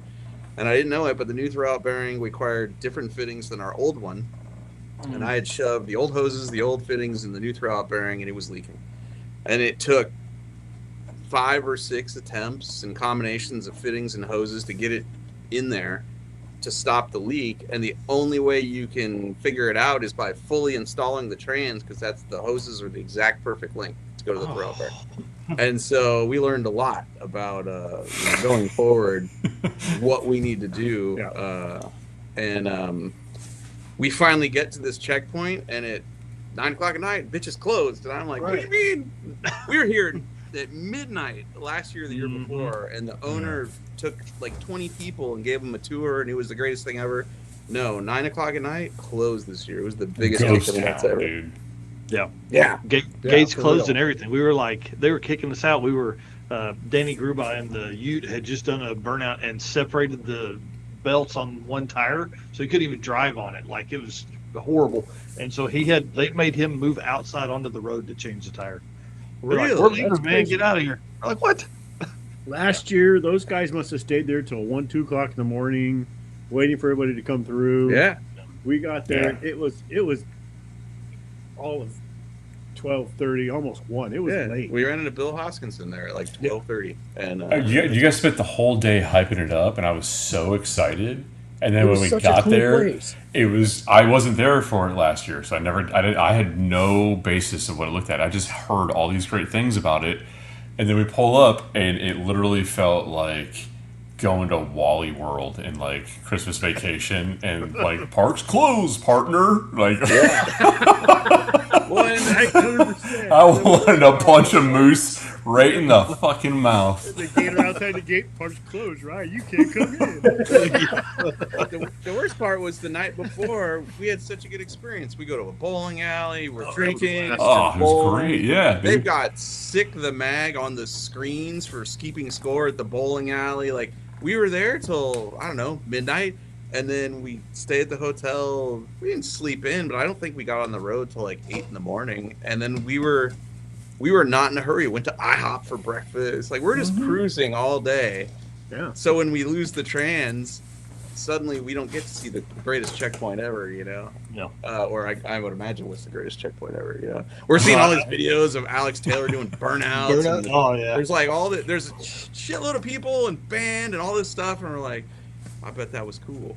It's like the time there were jet dragsters at a checkpoint. We missed it, got there, and we couldn't even tell if we were at the right checkpoint. Right, it was pitch black. Yeah. That was Hot Rod Drag Week. It was Drag Week. Yeah, we got there, and there's nothing to really tell you you're in the right place. No. But the next morning I wake up, I see all these video clips. I'm like, they had jet dragsters burping the motors and stuff. And I'm like, oh. But at 3 o'clock in the afternoon, that's what you get, you know? Yeah. Tony Angelo bought pizza for everybody. We didn't get no pizza. Oh, that pizza was good. Oh, yeah, remember that. Yeah. Pizza was great. I bet it was a solid 8.5, you know? Yeah. What time was it when I hope Tony heard that. What'd you say, Eric? I said, what time was it when you guys started pulling the trans? It was early. It was like 3 o'clock. Okay. Yeah, the sun I was think still it was more up. like 4 or something. It was pretty early. Yeah, it was fairly early. The sun was still up, and Yeah. We was no said we clouds would yet. have the transmission back in and be on the road before the sun went down, and I think we were did. on We did. pace to do that. Oh yeah, we did. And It then was went 1 sideways. hour when we found the leak. You know, we were ready to go, and it was leaking. And it was like, damn. That's heartbreaking. I will say That's though, Dragon. was that the night that we drove? No, that wasn't the night. That the next night was when we drove past Cape Canaveral and all that, wasn't it? I've never seen that in the daylight either. On You know what? What I was getting at was it was cool though. I think it looked. I'm sure that it was looked like our cool last night, wasn't it? during the daytime, but it looked really cool at night too. Honestly, like It did look neat at night. the way it was lit up, like it was kind of dope to drive by that. I don't think a lot of people think- get that opportunity.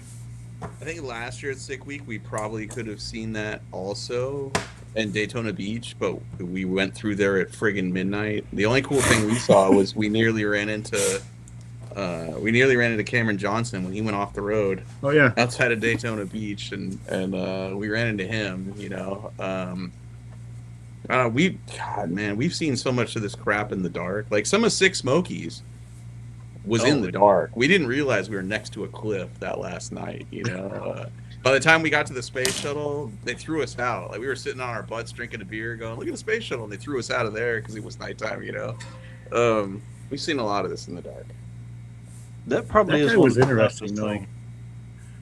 And that's what I like about Rocky Mountain is they race at night. So like you race and then you get done, you go to the hotel and you party, and then you get things. You drive all day, so that's kind of nice. And I'm sure I feel like Sick all these Week, Dragon Dives should be run at night.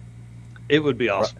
Run them at night, because if you break it or blow it up, the odds of you going off-site, getting something you need to fix it, and coming back are pretty slim. You know, especially if you're an impound. Good luck. But it would be great to just race and then go to bed.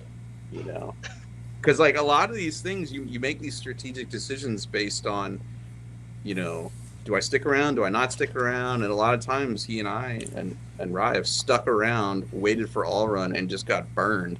And then you're driving all night. You know? We were literally the last people to leave. Yeah, a lot. That's tough. And if you're the last person to leave at 11:30 at night, who cares? There's people in the parking lot waiting on you. Oh man, parking lot beers. That'd be great. Yeah, they're the best. Okay, hey, we've got let's keep rolling here. There's some questions about Drag Week. We're gonna talk about those here in a minute in the next segment. So let me run through these real quick. Eric, you want to thank our race car friends? Yep, appreciate everybody making comments tonight, everybody in the chat, everybody watching. Obviously, can't do all this without you guys, all of your support, and without our sponsors, Summit Racing Equipment, Deechworks, Molly Motorsports, Driven Racing Oil, Howard's Cam, J-Wire Solution, AFCO Racing Products, Performer Boat Transmission, Card Change 3D, PowerTube TV, WAF Racing, Sweet Patina, and Racing Junk. Real quick here, Dan Chandler saying, oh, did I mess that up? Yep, I did. Dan Chandler says, back to the streets races at night and chip draws. Kind of fun. Oh, sweet. And Red Hat Scotty said, just at me. I'm almost always the last dude out. That is for sure. All right. Deechworks, the official fuel delivery of Drag Drive Repeat. Deechworks is a leading manufacturer of high-performance fuel system components. The DW product line includes fuel injectors, pumps, rails, regulators, filters, lines and fittings, plus surge tanks and pump modules, all engineered to support power levels ranging from 400 to 3,000 horsepower. With a focus on engineering excellence and industry-leading customer support, Deechworks continues to drive the future of high-performance fueling. You guys can use discount code DDR10 at Deechworks.com for any of your fuel system needs. Okay, let's talk about some questions from the audience here. We've got some folks that have asked about Drag Week, but I want to wait on that because the most important question that we have is the Badass V6 going in the Rodson anytime soon? That was asked by our boy Red Hat Scotty.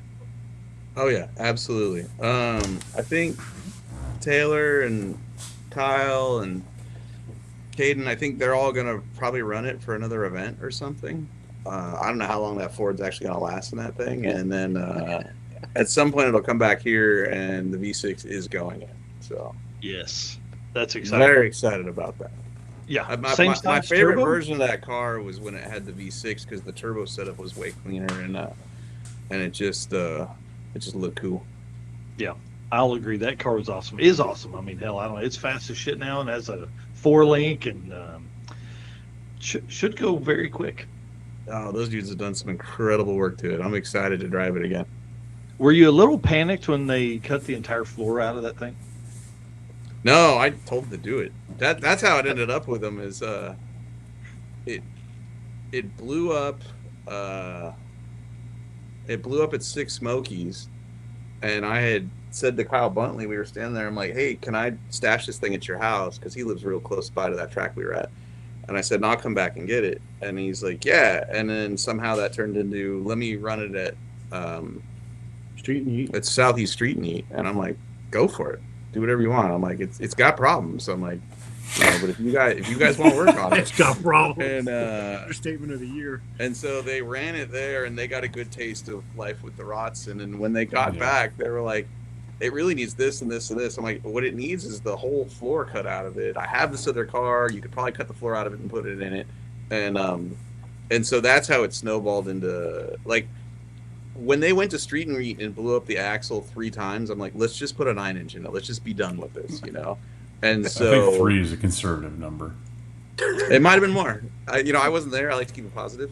And so it was always going to be 4-link, 9-inch, and put a floor in it, because that's really what that car was missing. The drivetrain obviously is garbage, including the motor, but it won't even go down. You can't even do a burnout in it. It just blows up axles. So that was always the plan, and those guys did a killer job on it. Yeah, it was, man, when I saw it posted, I was like, oh my God, here we go. But then I thought, this is what it needs. Yeah, well, and it's still the Rotson, because, like, there was a moment where we were like, if we pull our fenders and our hood and our deck lid on this other bodies, it's still the Rotson, and we're like, it's not, so whatever. Yeah. Just fix the under part of it so it won't be deadly, and then leave it trashy, because that's how I like it. When you look at it up close, and this is not a knock on what they did, but you can look at it and go, they understood the assignment. Oh, you know what I mean? Like, it's good. It's better than it was, but it ain't great. And that's it's awesome. Just, yeah. I like to think we're surrounded by people who understand the assignment, including you guys. Like my friends at WireCare were like, hey, can we take it to PRI and put it in our booth? I'm like, whatever you're smoking, I want some. Yes, go ahead. This will be the worst car in the history of that event. And it totally worked, because that booth was flooded with people who wanted to look at it. And the overwhelming sentiment was, it's way worse than you guys said it was for years. I'm like, no, we were honest with you. This thing sucks.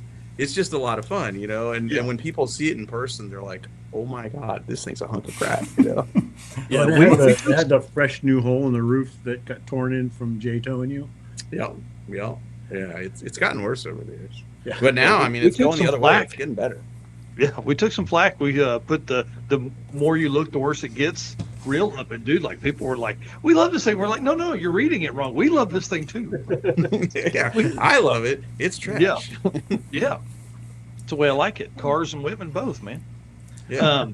Red Hat Scotty says, Mike, can you walk us through your feelings when the Rotson went 10s? Oh, it took the sting out of me kicking the rods out of Blasphemi for sure. It absolutely did. Like, these guys will tell you, I was pretty bummed out when we didn't finish. But when that thing went 10s, I was like, okay, all right, somebody I knew had a good time this week, and we did right up until the rods went out of the Hemi, we had a great time. Oh, yeah. But it definitely took the sting out of it for sure, Well, up next is the question I think everybody has been asking in the chat for sure. Drag week, and is the caddy going? We've had people ask if Blasphemi is going. What's your plans there? I won't be at drag week this year. It's my kid's birthday. It's my wedding anniversary. I kind of do an every other year thing. Yeah. And my son turned 11 last year, and he was so disappointed when he woke up and I wasn't home. And so I can't do that to him anymore. So we won't be there this year. But this thing will be out this year. In fact, we can probably move. You guys want to see it? We can move laptop. Do you want to grab it?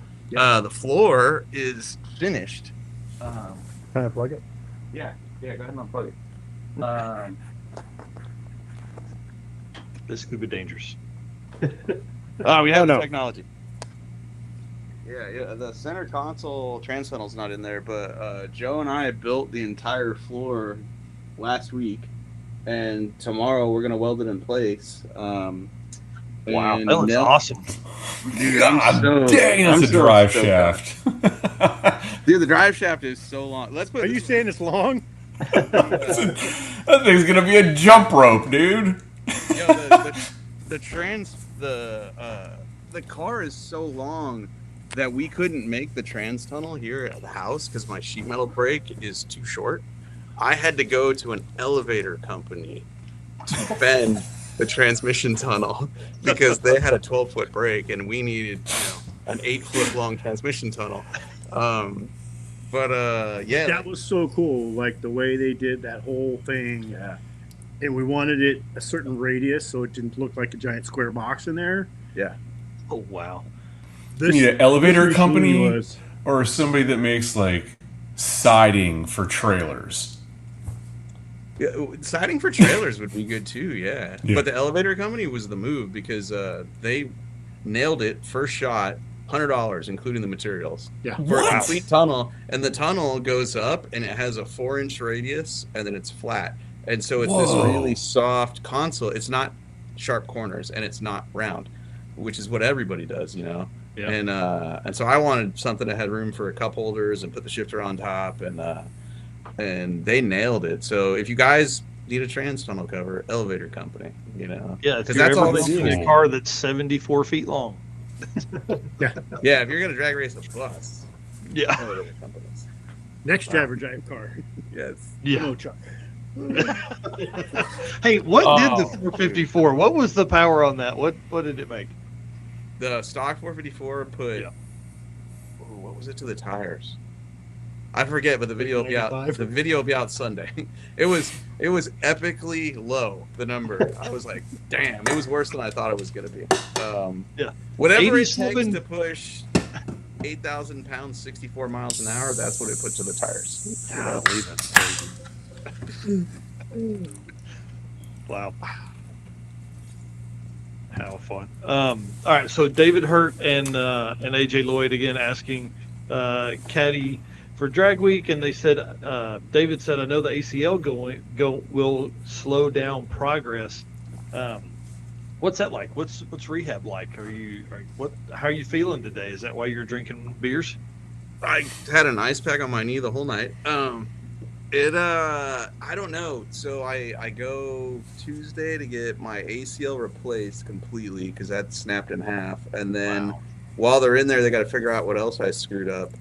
And it's either going to be go into rehab immediately for 2 months, or if I screwed up my meniscus, then it's no weight on my leg for 2 months at all. And I don't know. I'm hoping they don't find that in there. No kidding. And, that will suck because I don't know. I got a lot of stuff I want to do this summer, and the screwing up my knee is putting a damper on that. So yeah. Luckily, it's my right leg. I could still race stick shift as long as I can put weight on the leg. Oh, there you go. Yeah, as long as your foot does this, you're fine. Yeah, I can drive right now. Just get him a cane to poke the throttle with. Dude, Poland can probably dial me in with some controls and make something happen here, Yeah, that's exactly who I thought of. Well, Jim Hopping said favorite beer for parking lots and goals for the caddy. I'm pretty easy on the beer as long as it's cold. And not an IPA. I'm not an IPA guy. And the goal for the caddy is drive somewhere this year. I'd like to run an 8-second pass with it. I'd like to road trip into Vegas with my friends and family. I don't know. It's taken so long to get to where we are now. I just want to drive it. So right. I just want to hear it make noise, go around the block, take my kids to school. After that, everything's gravy. So yeah. And then he also has said plans for the FBI command center trip. Well, before I screwed up my leg, the plan was to either turn it into an enclosed car hauler or a toter home. And if I was a sensible man, we would turn it into a toter home because the resale would be better. But I don't know. I mean, maybe we'll just stick a car inside of it. I don't know. You know? Tommy Dupree here from Summit saying, "Are you making an appearance at the Mickey Thompson Turn and Burn?" Yeah, and we're gonna bring something really interesting to this. We got a plan for that. So. Oh, you guys are going with it? We're gonna go to that. Yeah. Yeah. I'll be doing it with New Bern. Oh, are you? Yeah. Dude, you're going backdoor to our third man? Wow. I didn't know that you guys were doing it. You never call, you never write. Yeah, you never right. Ryan wasn't invited. He said, "I'm going." Well, I guess we'll see you there, nerds. We will be there. What is he taking? It's the Mustang, so we're playing the A50 game. Oh, the Mustang, huh? That's what he says. Are you flying over to help him put the Mustang together? Because I've seen the Mustang. Yeah. Oh, no, he told me he was ready to go, so we'll see. I guess we'll talk. Sure. It's about as good as this Cadillac right now. So He's wondering if can you get there a couple days early? A few things to wrap up. We'll just play it like sickly. Yeah. I'll just leave the time blocked off, and just whatever happens. Before? No, just the week of. Yeah. I hope he finishes it because you will have a lot of fun with Newman. He's a good ass. Oh, absolutely. Oh man, that I would love to go. I would love to go. I don't mind. I'm going to back up to what we talked about earlier. I don't mind 850 racing. I just don't want to do it with a stick shift. So I don't want to do it at all. Yeah, slowing down sucks, man. Not my favorite way to race, but just always remember these videos started out as a way to find the fastest street cars in the country. yes, yeah. That's where my brain goes every time. I'm way too competitive. I'm like, no, I don't want to slow down. Yeah. So somebody else asked in the comments a while ago, is Blasphemy getting a 750 cage? No. I don't blame him. That's not just somebody. That was Robbie. Yeah, that was Robbie. I saw that pop up there. Yeah. Was it Robbie? Yeah. Oh no way. What's up, Robbie? No, you only gotta make up 400ths of a second, and then we can keep racing. I don't know. I gotta be honest. I have zero interest in racing Blasphemy again and again if it means slowing down to run 850s. But the truth is, when it's 90 degrees out, that car's not gonna go 828. So, just put a bigger blower pulley on it. I like to think that if we keep putting bigger blower pulleys on it, maybe the rods stay in it a little longer. Yes. But we have bigger blower pulley on it. I know. Even bigger one, apparently. It's like about this big around. Just slow down, please. Put the street pulley on it. We need the salad bowl. Well, my next thing would have been, and we talked about this, was just leaving the side pipes on it because those literally knock 90 horsepower off of it at the tires. Wow. Yeah, they are awful. And so that might look cool though. I like them a lot, and then they do take the bark out of the exhaust on the street. It is freaking loud, even with them, but it's better. It's definitely better. That's awesome. What else? What am I missing, Eric? I've missed something else here, I'm sure. As far as questions, in the chat there. How about coming to 666? I think I entered. Did I? Nice. I might have entered. Did I enter? I think you did. I thought you said we were going. Yeah, I think I entered it. That was before I broke my leg. But that's not for a long time, right? Yeah, and it's like during October. the summer, so it's September, right? Oh yeah, I entered that one because we're not doing drag week, so I entered that one. But we're a long way from that. Who knows? I'm hoping the caddy's done. That would be cool. That would be cool. That'd be nice to have air conditioning. Air conditioning, in the summertime. Yeah. Hell yeah. I don't care if it runs 10 seconds at 190 miles an hour. It'd be air conditioning. Yeah, I think it's late September, right? Because I think it ends on the 3rd, Eric? It's is that right? after drag week. That's Yeah. the reason how we.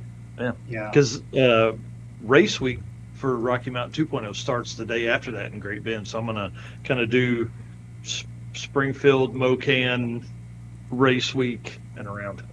So Oh, kind of make a nice. good trip out of it. Yeah. Have you? Where does 666 go? Where's that at? I don't even know. So it starts at Mocan, then runs to southeast Missouri, and then up to mid-state Missouri, and then they have a drive day. But apparently they're not going to Chicago on the drive day. It comes up to one of the tracks is here in Illinois. As long as it's nowhere near Cordova, I'm fine with it. Yeah. It's like the mid-state track is here in Illinois. Oh, I thought it was in Missouri somewhere. No, because I'm going to that one because it's a track I haven't been to. Yeah, nice. And are we using the whole track, or is it some of this 8th mile stuff again? That I don't know. Man, I don't know. Mocan can take some quarter-mile cars. I don't know if I'd want to run 170 miles an hour there. This stuff is so expensive. I'd rather run a quarter mile and just feel like I get more for my money, you know? I was about to say, I had to stop myself because I was about to say, Go ahead, say quarter something. mile racing tears more shit up than 8th mile racing. And then I remembered where you left the rods. So Yeah. it's not relevant to either one of those. Which time? Yeah. My issues happen to be on the starting line, so it doesn't matter if you're going quarter mile or 8th mile, you know? Yeah. I was about 3.5 feet from the back fender as it did that. It's like, I didn't know it was I'm broke. good. I was like, huh, shut off. All right, let me start it up. And it went clunk. Oh. Jason asked if you've taken it apart to see how bad it is yet. Oh, yeah, we took it apart right afterwards. He and I pulled it out at home, and we didn't pull the pan because of how bad it looked. There was a hole through the block on the passenger side and then multiple holes in the pan. But it went to HED. They took it apart, and it was interesting. They said it was the cleanest blow-up they've ever seen. Like, the bearings were perfect. You could have put them back in the motor. It just snapped a connecting rod in half. A steel H-beam rod broke completely in half. And we don't know why yet. Which only had 6 Smokies on it. It had drag week, 6 Smokies, and sick week. It had about 40 licks and 3,000-ish miles. But I don't know. I've never broke a steel rod before. That was a new for me. Yeah. And I looked at all the data from that day and the day before, and it had oil pressure, had fuel pressure. The airflow looked great. It just snapped a rod. So It said, nope. we're currently waiting for the rod manufacturer to do some destructive testing on the other 6 that were not broken. See if they can come up with an answer, because those rods were rated for 1,600 horsepower, and I don't make, we didn't even make 1,300 horsepower, so don't know why it happened. But Joshua Hargis here. What event is starting at Mocan? That's 666 2026. And I've been to Mocan. how's the progress on the Lexus? Actually, that's going really well. We need to go visit it. We need to go visit it. They want it done this year because they want their frame table back. The Lexus has been kind of slow going because that's just not what they do. They were doing me a favor, essentially. When they found out, what I bought and what I thought I bought was not what I got, and it was pretty much dangerous. They were like, just bring it here, and we'll work on it between jobs. But their bread and butter is building and maintaining pro mods, and there's so many pro mod event now, especially in wintertime, that they just haven't had the time to touch the thing. No. But now that winter series is over, they've got time to work on it, and supposedly this year it'll be out of there and back here. And when it comes back here, it'll just be wiring, plumbing, and cold side of the turbo setup, I think. Nice. And so it's conceivable it could make some noise by the end of the year, which would be rad, because that's going to be a fun street car. Yeah. That thing's going to be insane. Well, this conversation leads perfectly into the next spot. So, Eric, do you want to do the AFCO racing read real quick, and then we'll jump into project cars that Mike, and we're definitely going to have Ry talk about what's behind him. And then I want to know if Joe has some too. All right. It does. Racers know when you want performance that wins, you want AFCO. From shocks and suspension to cooling, brakes, and more, AFCO Racing has been helping teams go faster for over 30 years. Built by racers for racers, check out the AFCO Advantage and follow them today on social media for the latest in performance parts. AFCO Racing, built to win. So the first question I have here is, how many cars do you own? You said half the fleet's running. Is that like, can you count on two hands? You got to get toes in. I could figure it out, I think. You want to do another ad read real quick? I need a mental picture of it, yeah. I mean, He's like, warehouse. A lot of them don't run, so they're out of sight, out of mind. Okay, I own a 61 Cadillac, which is behind us. I own a 55 Chevy.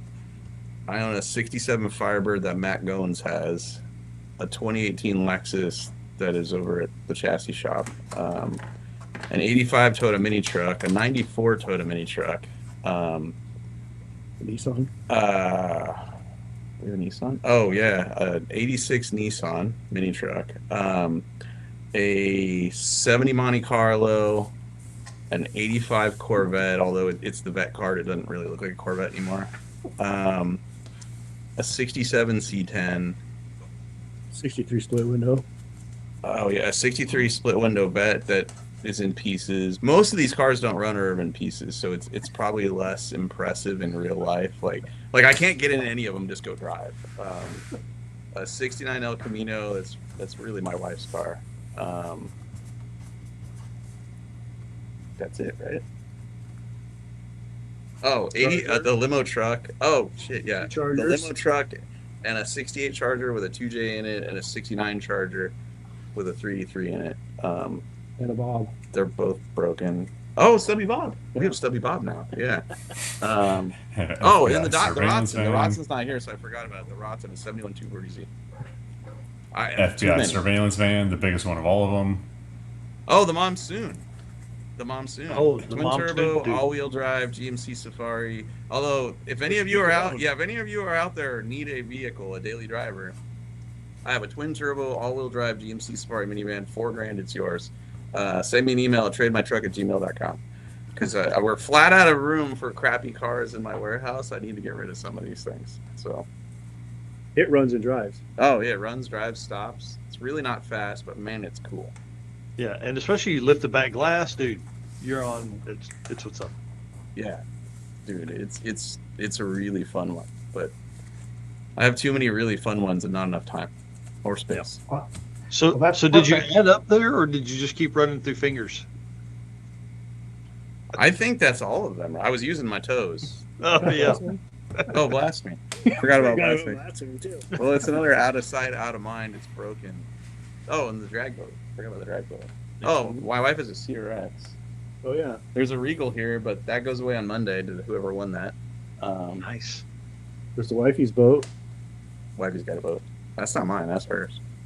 Well, that leads perfect into the next question then, is how do you determine which car to even work on? It's whatever event we want to go to. It pretty much determines it, which is why Blasphemi gets so much work and has over the last few years, because Cadillac's got nothing. The Cadillac got shoved to the side last year because Blasphemi was really fun, and for me more than anything, it's what can I learn, and the moment I can't learn anything from one of these cars, then I just get bored and I move on from it. And so all last year it was, learning about stick shift racing and how can we get good at that and tuning, and we learned a ton from racing and maintaining Blasphemi. And we're still not done with learning with that. We're pretty damn good at it now, but there's still stuff to learn, So I'm not done with that. I'm not bored with it yet. Yeah. I don't know about pretty good. We just don't suck completely. No, we're pretty damn good at it. We won a lot last year. We did. We had a lot of fun. Yeah. Man, that's wild. Well, what about what would you say are your top 3 project cars right now? The Cadillac for sure. I want to drive that in the worst way possible.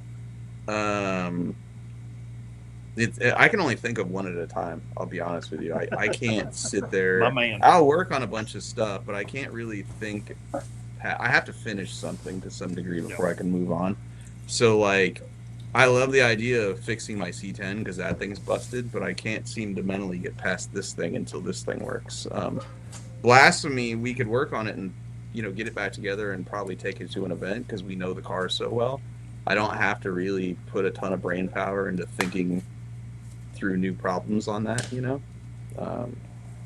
so really it's just the Cadillac, which probably isn't as cool of an answer because I don't have more than one project I can think of. At any given moment, this guy's having to work on more than one thing. Like he's got to fix the driver's side window regulator in this T-type Regal because that thing, the dude's flying in on Monday to drive it to Washington State from Georgia, which I love. Yes. So that thing, we'll get some work done on it. We've done nothing but work on the Cadillac for the last 2 weeks, but pretty soon there'll be other ones we've got to work on for different events. Like the Mickey Thompson turn and burn thing. It won't be the Cadillac. It'll be something else that's going to be really cool. And so we've got some work to do for that. Here's a little hint for you, Ry. Don't give no hints. Better get that red cage thing behind you running. I've been turning wrenches at the warehouse, buddy. Very well. Very well. Yeah, so Ry. So let me tell you a little story about my friend Ry. So I invite my friend Ry out to Mooresville Dragway, where it's a drag strip, yes, but they made a dirt track for an episode of Roadkill. I don't know, like 2 years ago, and it was still there. And so I brought the Death Metal Charger out with a '68 Charger dirt track car with a 2J in it. And Ry and J Mar and Joe and me and Biggin, we just sat there all day and just turned laps in this car until it broke. And it was so fun. And when we left there, he immediately went out and bought that thing that's behind him, all fired up, because rear-wheel drive cars on dirt is the funnest thing ever. And we've been waiting on him ever since to get the cars together to go run them again. My question for you, Ry, is are you going to get that car dirty? It's going to pain me to do it, but it has been the intention the whole time. You saw how things ended up at Biggin's. It is snowballed so far beyond what I originally intended it to be. Is that a Hellcat blower on an LS? It is a Hellcat blower on an LS. Guns, dude. It doesn't Guns matter. are blazing. It doesn't matter, and here's why it doesn't matter. It does not matter what you do to that motor. The air cleaner is going to get clogged with clay, and the motor's going to shut Right? Yep. Like, Yep. On It's my going to car, suck it shut. I relocated the air filter into the cabin, up under the dash. It cakes with mud and clay within 3 laps and shuts the motor off. There's nothing you can do. Yeah. I literally have...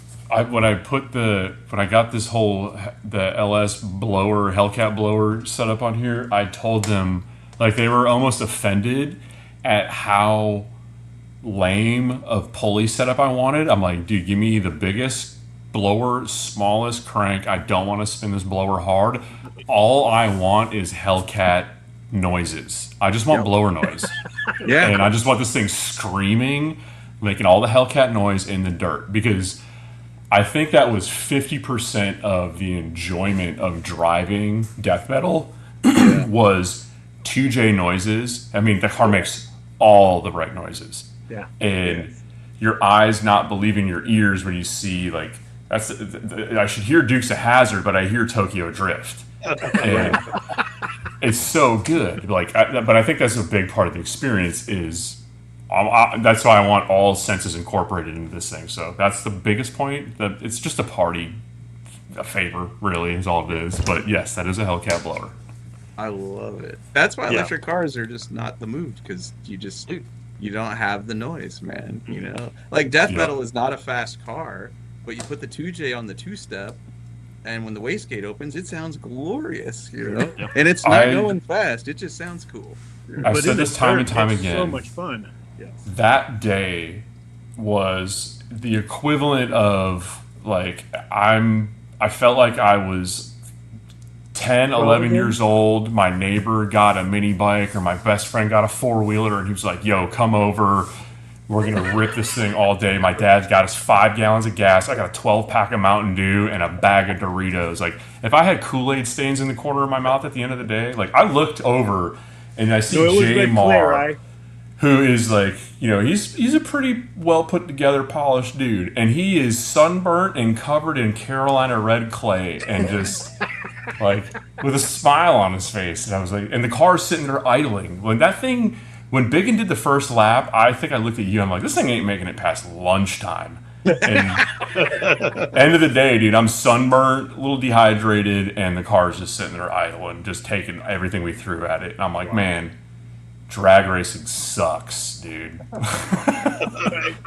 It does. Days like that make drag racing seem pretty stupid, you know. Yeah. What did we spend? You know, $30 in fuel that day. Yeah. We had the time of our lives, you know. Yeah, it was great. So we're all waiting on you, Ryan, to recreate that day. We're waiting on you, but the question has yet to be answered. Are you going to put that thing in the dirt? Yes, The red clay I dirt? will. It will. It will see dirt 100%. 100%. It has a wide 5 wheel pattern on it, so dirt late model stuff should bolt onto it. Nice. I may need to put smaller brakes on the front, but yes. I think you should have tried running the dirt with those on there. I don't know how far we'll make it. There ain't a whole lot of ground clearance over there.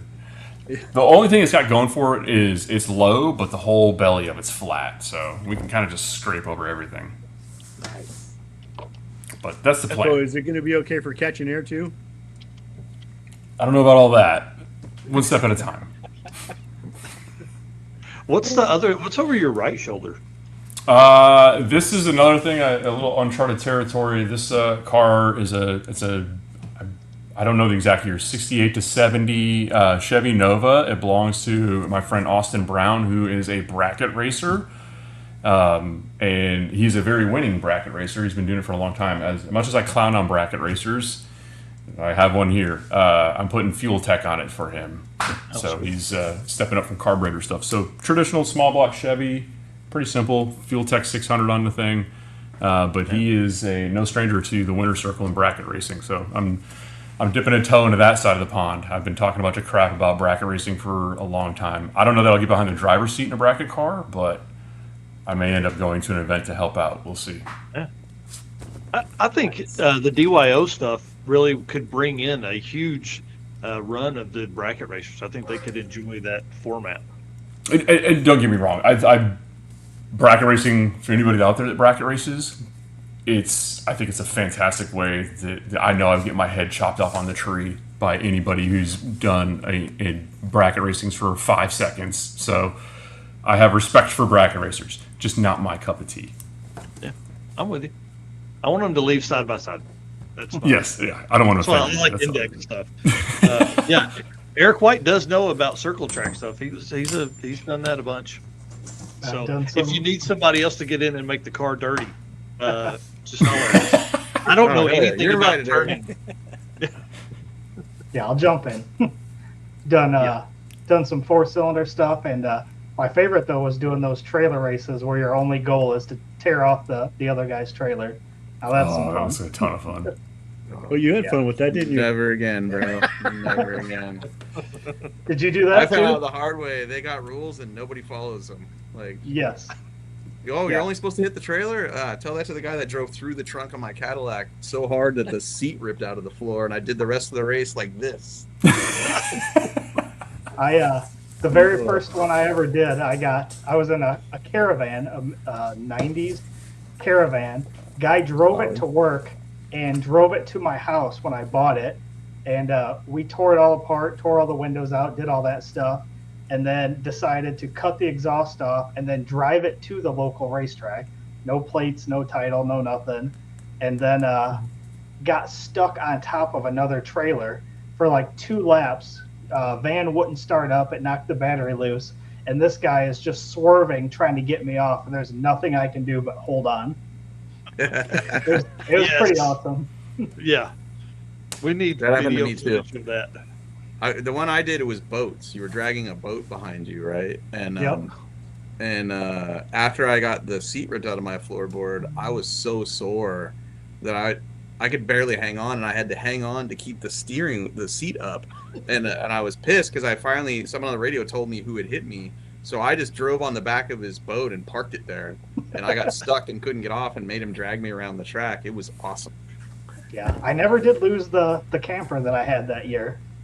The next year, I actually brought the van back home, put all the windows in, let it sit outside, and then for the next one, I had a boat. And I had it all chained up, and they came by, and they're like, "Hey, you can't tie down your boat." And I was like, "Come on." So that one I lost pretty quickly. Yeah, the boat thing is fun to watch. I don't want to do it. Yeah. So, Joe, what project cars do you have, sir? I have a 67 Corvette that's still sitting out in California that'll someday get out here. Nice. That's awesome. Still needs a motor put in it. And You think the engine builder will watch this? probably not. I don't know. Hurry up, mustache. Just saying. Finish my guy's motor, all right? He's got dreams. Yeah, we need Joe driving. That's what we need in the next Dragon. What's the plan for the limo truck? It really needs a hot tub in the back. I think. To be honest. Okay. I don't know. I mean, it would look real cool with airbags and 24s and new window tint and a hot tub. Could you channel your inner mini trucker and do like a fully Every day, bro.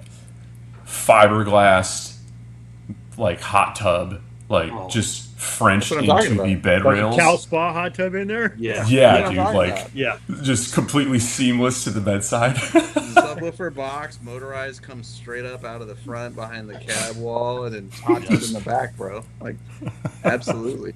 Yeah. Oh, I love I'm it. in. I'm in. That would be awesome. And then give it away to somebody.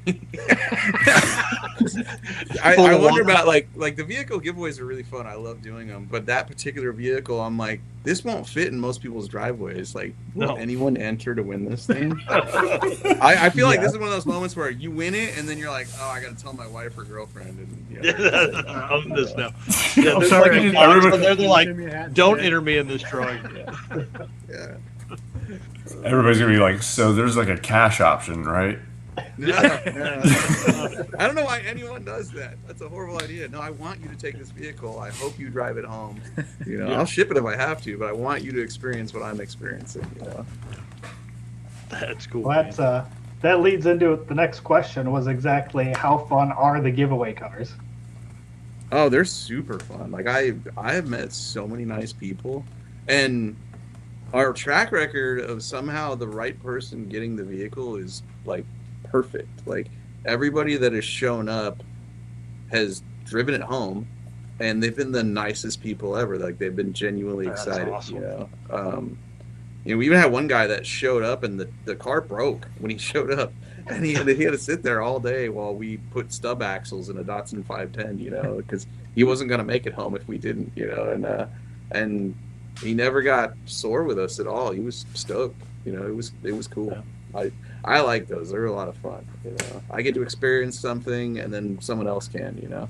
Yeah. How fun. All right. Well, last segment here, I want to let's do the ad read for Performer Bill, and then I want to talk about the future of drag and drive and the significance of it in y'all's mind. So, Eric, if you want to do this one. Yep. Performer Built is the official transmission builder of Drag Drive Repeat. At Performer Built Transmissions, the goal is to engineer and build the toughest transmissions on the planet. Performer Built doesn't just rebuild transmissions, they systematically re-engineer each model to eliminate OEM flaws and to achieve the highest levels of performance. That is why they say their transmissions are not just built, they are Performa Built.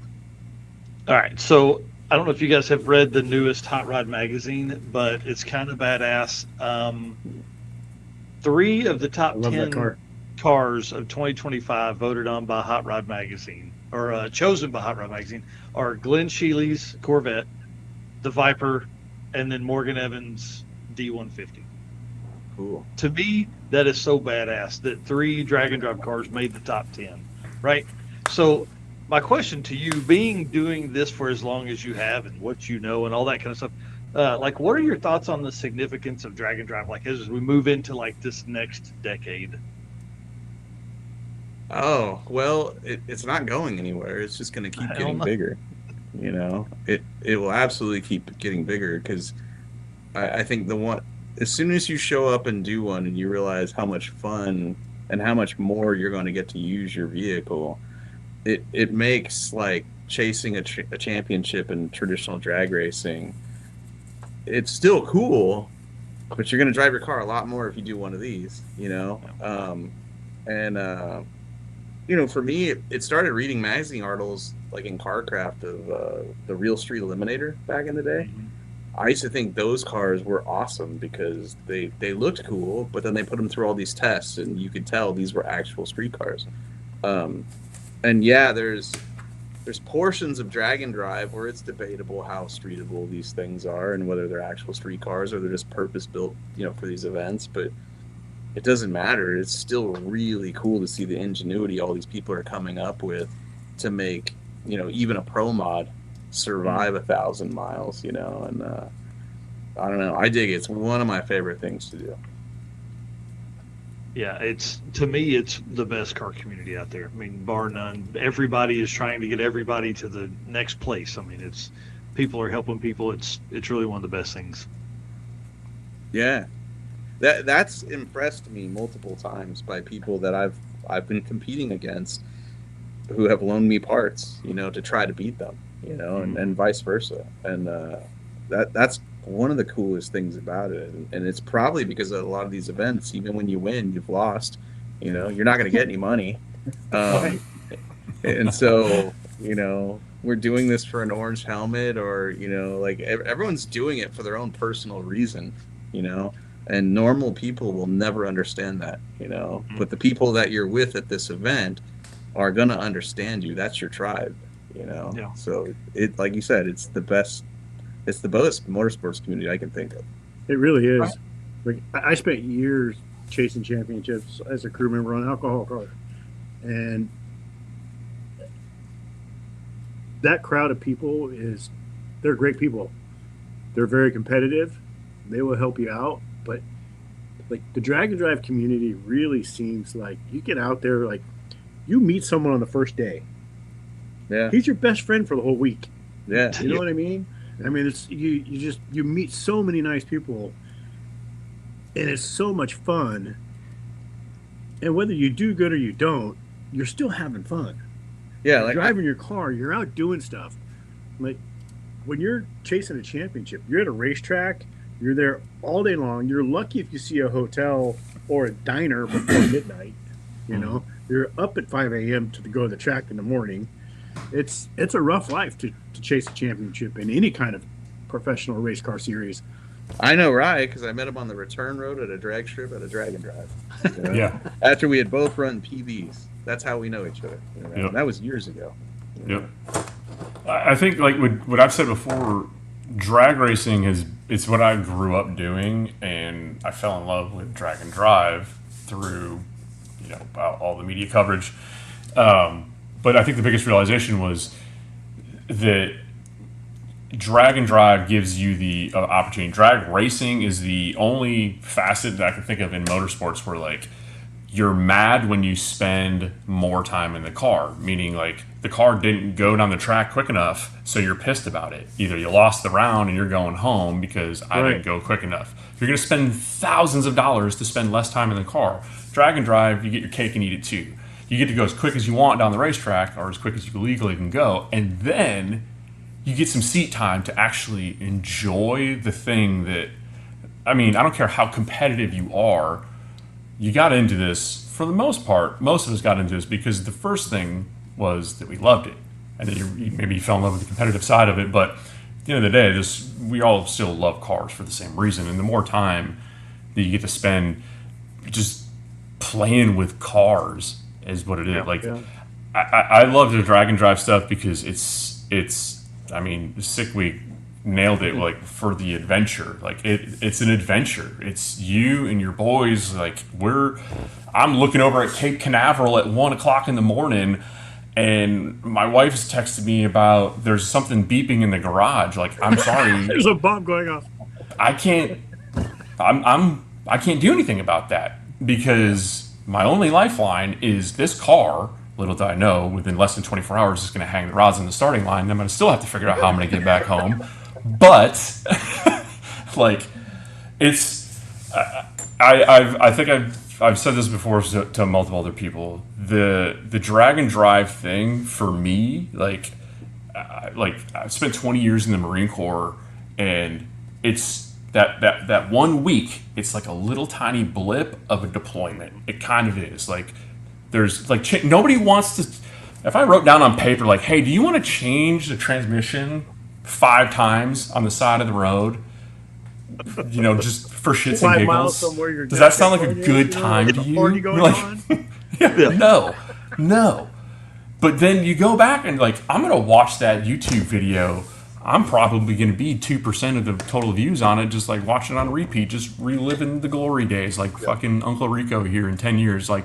Got my kid like, hey, remember when I did this cool thing with Finnegan? Like, check this out. Yeah, that's one of the coolest things about YouTube too. Is like, hey, Papa did cool stuff. You know, when I become a grandpa, I'm so stoked that my kids will get to look back and go like, damn, dude, Dad had a lot of fun. That's awesome for me. So anyway, so like look at Senior and his Nova and his son John. Yeah, those guys had a blast. This was the first drag and drive they ever did in that little Nova.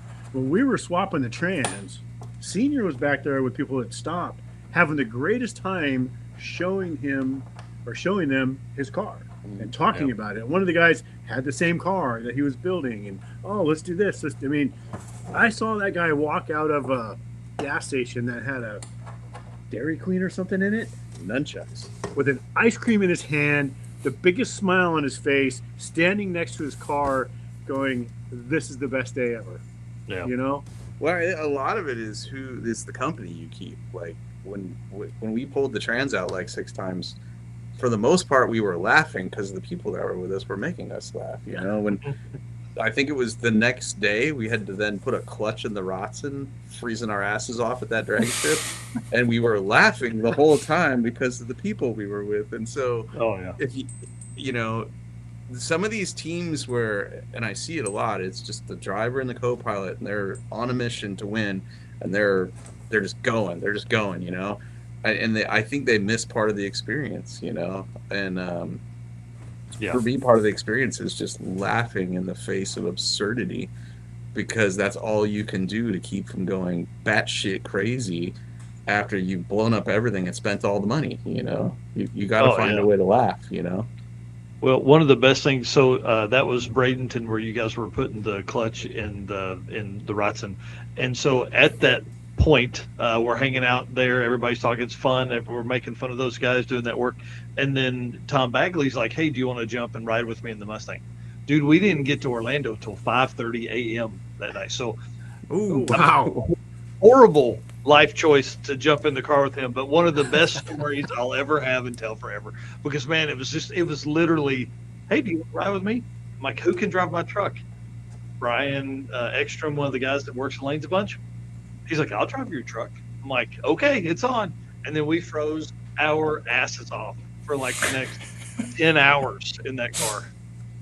So I was wearing sweatpants over my regular pants. I had 3 layers of jackets on. I had 2 gloves. I'm like, oh my God. Oh, dude, it was so cold that day. Yeah. That was another one of those days where we put the car in race mode, and then they're like, oh, you have a parachute? You're not running today. And so we didn't leave until... We literally waited all day for them to make that call. We're like, all right, put it in race mode. I think that was the longest... I just put the car on the ground. I let the jack down, put the car down. And they called it. And I'm like, are you kidding me right now? Well, and then, so then we put it back in street mode. We finally get all our stuff back, go to leave, and the Rotson needs a clutch. And it's like, all right, well, we're not leaving. We're not leaving. Here we go, you know? So, much like your night, I don't know what time we got in, but I think it was after 2. You know? That was the longest. We didn't break anything that day. We didn't race at all, but that was the longest day of sick week. Oh, man. It was. It was. We really made it like think we made it 6 miles down the road, and Danny grew by in the Dodge Charger Ute. The one axle Yeah. side slipped out. Oh, that's right. And I it- remember hearing about that. We ran into him, yeah. Yep. Ran So into we a gas worked station. on that. And then Tom had put, he runs 2 different size tires, but they're like a 235 and a 245. And he had put them staggered like this. So like 245s were on the right side and 235s were on the left. So the whole time, like he worked for an hour and a half trying to get the alignment back because he's like, I don't know what's happened, but the alignment's a little off. He just put the tires on wrong. Yeah, it was great. But the best part is we didn't catch Tom. that until it was like 2:30 in the morning. We were halfway through the drive, and he's standing there. We're kind of talking at the gas station. He goes, "Oh, I got the tires on wrong." So then at 2:30 in the morning, we have to jack the car up at different angles, front and rear, and move the tire out. It was great. It was really a good time. So That's hilarious. You will Yeah. make the stupidest mistakes ever at a drag and drive just because you're delirious, you know? yeah, You just, yeah. People don't I understand literally, the thrash. One time at drag week, I changed the spark plugs that morning like I always do. Left the plug wire off. Just went up there on 7 cylinders like a dumbass. And they're like, man, the car's slow. Get back. No, there's plug wire dangling there, you know? Because hadn't slept, you know? It's Yeah. just- oh. You guys pretty much nailed it, though. It's all about, the adventure and that. And Mike and I did Rocky Mountain Race Week in the cart, and it's pouring down rain, and Oh, yeah. we're dumpster diving for cardboard boxes to keep the rain out. And we had an absolute blast. We're in Yeah. ponchos driving down the road, like, Yeah, Could do it $1 again. ponchos from Dollar General. It was yeah, the under the roof. Water would pool up, and then you'd hit the brakes, and it would just it had to be, I don't know, a quart or whatever. It would just pour down on the dash. We lost the radio because of it. I mean, all kinds. It was awesome. Oh. yeah. It was a great time. Cardboard would start to disintegrate, and it would be flapping in the wind, and people are staring, and It was But a good time. Memories. You made memories. Yeah. that's right. Well, that kind of wraps up that kind of segment. We're going to talk a little bit about some YouTube stuff now. So obviously we've got YouTube channels. A lot of the people watching have a YouTube channel. What is some tips and tricks you can give for other YouTubers or automotive YouTubers out there? Well, upload often and consistent, and do a good job. You know, make it something that they want to see and they can't get it anywhere else. You know, which is hard if we all go to the same events and do the same thing. But you have your own point of view. It'll be different than mine. You know, and there's a lot of channels that'll give you expert advice on your thumbnail and your title and everything that goes in the description box. But really, if you just have to have a point of view that's interesting and that people care about, that'll go far. It doesn't really matter where what you look like or how much money you have. You just have to be interesting. So Yeah. go do it, because it's like the wild west out there, and you never know what's going to catch on, and it could be you, whoever's watching Yeah. this. Well, I For want to tell a sure. fun story. Way back when, like in, I think, probably 2016, we started a channel called Narcoleptic Customs, which is my brother and I. And I heard that you had been recording with your iPhone, and I was like, if Mike Finnegan can record with an iPhone for his channel, we can record with an iPhone on our channel. Like we still do. And yeah, dude. And so we started them, and I think we've made 3,000 videos or something like that across both channels. So pretty awesome. I still do. Most of the footage for my channel is off my iPhone or a GoPro. If you look at Cletus McFarland, it's a great case study. It does not matter the technology you're using. Mm-hmm. That guy doesn't even use microphones. Dude, blows my doesn't- mind. Blows my Yeah. mind. It doesn't matter. If you are interesting, people will watch it. Yeah. They'll run out of patience for shitty audio. There were, in the early days of my YouTube channel, there were literally people that were like, I want to like this, I want to watch it, but we can't hear you, and the audio level's going up and down. And it was in the early days of me learning to edit, and I lost a lot of people because of the crap audio. But like I said, with Cletus, if you just do something interesting that you're not going to see anywhere else, the people will stick with you. You know, Yeah. he's literally doing the same thing I'm doing with an iPhone and GoPros. You know, you don't have to spend a ton of money. I think another thing too is don't chase the money, because 80% of the YouTube channels aren't making you rich. Like, do something you enjoy to do. You know, that's how I started. I was already working on cars in my garage. I just needed to set up a couple cameras and do some editing and post what I was already doing. And Mike says it all the time. It's documented. It's always going to live there for our kids and, you know, that kind of stuff.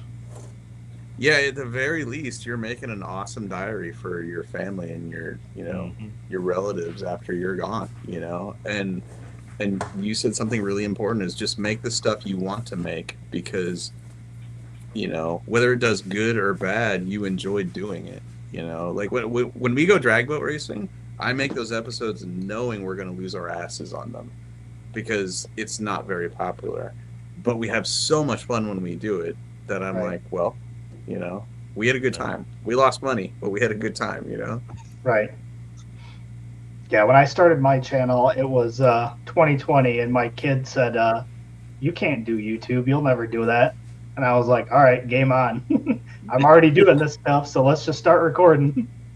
Oh, man. Parents are always right. When you're a kid, you don't realize it. You grow up and then you go, oh, well, not only were they right, but I just turned into my dad, you know? So. For sure. Well, you had mentioned editing, and when do you feel like it's worth hiring somebody to do your editing for you? Oh, that's a really good question. So I did it forever, and I'm pretty mediocre at it. And then it got to the point where when I stopped editing was when I was doing 2 TV shows and the YouTube show, and started selling merch. And I was literally just at the end of the day crawling into bed with my wife, and instead of hanging out with her, I was on my computer editing. And so at that moment, I stopped editing and started hiring people to do it. And what I've learned through that process is the end result is infinitely better than I can do. It looks better. It sounds better. I've saved 0 time, though. Because instead of me editing what I shot and I was there and it's quick and I'll do it in one shot and it'll be done, I'm now spending time uploading footage to Dropbox, waiting for a rough cut to come back to me, watching it, giving notes, sending it back, and having to do that process multiple times. And on a brief video, that's no big deal. You know, it does save time. If it's a 20 or 30-minute video, it does save me time. But I like to make these long-ass drag and drive 2-hour-long things. These movies, right? And so, you know, a good example is last week's video. It was 2 hours long. I got the rough cut Saturday morning. It took me 3 hours to watch a 2-hour video because I had to give notes. Then I had to wait. Then I got it back. Then I watched it again, another 3 hours, you know, and so it just, I guess the point is, if you can do it yourself, do it yourself, because you'll learn a lot, you'll understand it, and later on, if you get to the point where then you hire somebody, the process will be better because you know what they're going through. You know, you won't just be making these wild-ass demands of an editor that might not be possible because you never did it and you didn't know it, you know. No. Yeah. Big shout out to Brian, our video editor. Love that dude. He put together videos while we were at Sick Week, and it made my life exponentially better. Just because I could put all that stuff in there and go, hey, these are the cool videos that, you know, are important. Need these in there. Go on. And he just made them look great. That's huge. Like during Sick Week, like a lot of the times Ry was riding in the back and he was on his phone shooting and editing videos. And whether it was for his channel or I bootlegged several of them, you know, just especially reels that I could put up quickly. He already had it done, and it's a rare skill set where you got a guy who can wrench on the car, shoot some content that's actually really funny, and then, you know, keep everyone laughing in between. And you know, Ry crushed it on Sick Week because I wouldn't have had any content to put up daily without Ry there, because I just couldn't manage it and drive the car and wrench, and you know, that's a hard deal right there. It's one of the Thanks, buddy. toughest things to try and do all of that. Ry's pretty cool, man. I don't know if you know this or not, but he's pretty awesome. Yeah, he never finishes appreciate any it. projects, but I hear he's a solid announcer. Yeah. Yeah.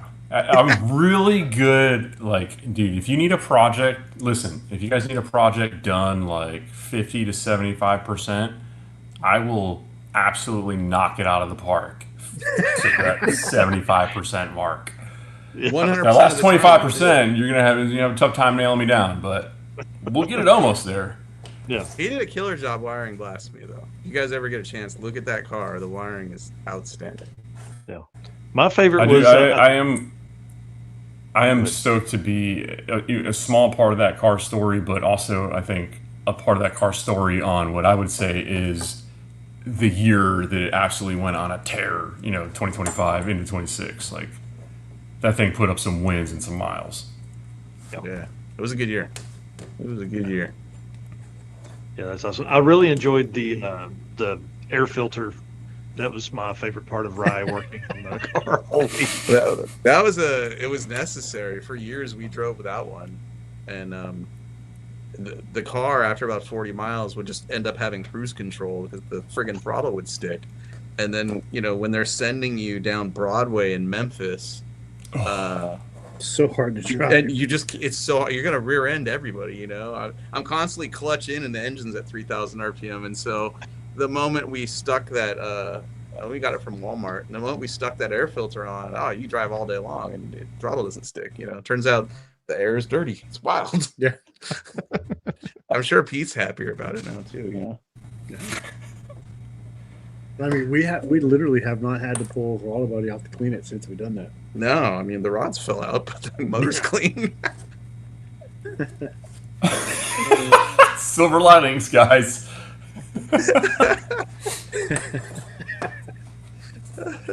Throttle body's Right. good.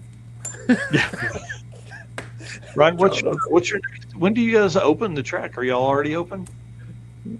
So yeah, Shady Side is they're up and running. They had a bracket race last weekend, and we have Carolina Cash Days, the thaw out, I believe, coming up next weekend, and then after that, immediately after, is Carolina Gold, which that is a Little Gangsters qualifier. Top 8 cars in Little Gangsters from that get automatic qualification to go to enter the Little Gangsters at King of the South, where they can then compete for 15 grand on 2 separate days. So potentially, if you're a real bad mofo, if you win Carolina Gold, I mean, I don't know what that's going to pay out. It depends on how many cars they get there, but I mean, you're talking, you could probably take home 40 grand in payouts over the course of 3 events, only for running only 530s in the 1/8 of a mile, which is crazy to think about.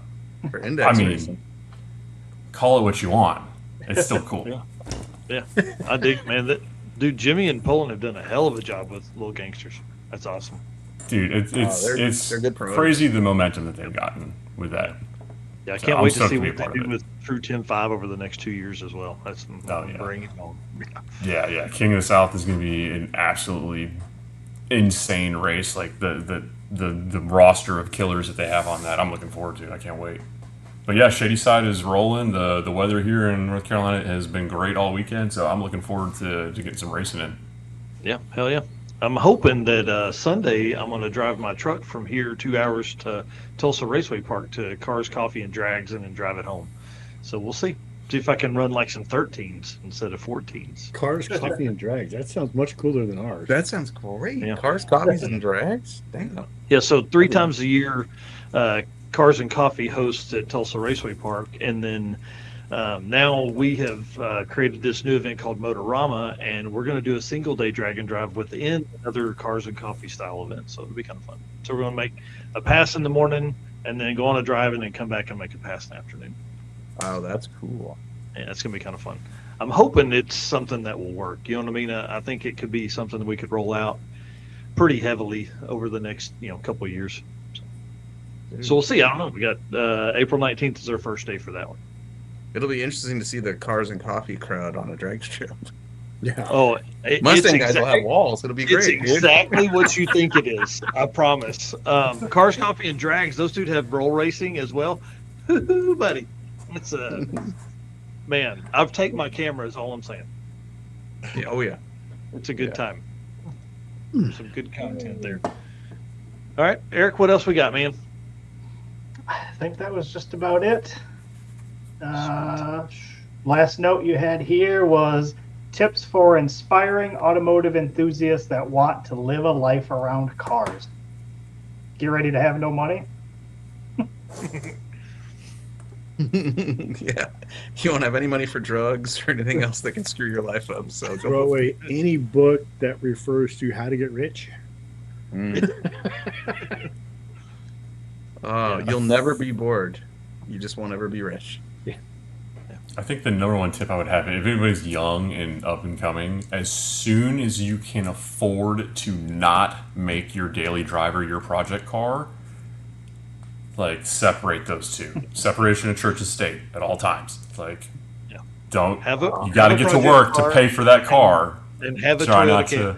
That's what you're saying. And as somebody who walked to work for a long time in the Marine Corps, those are words to live by.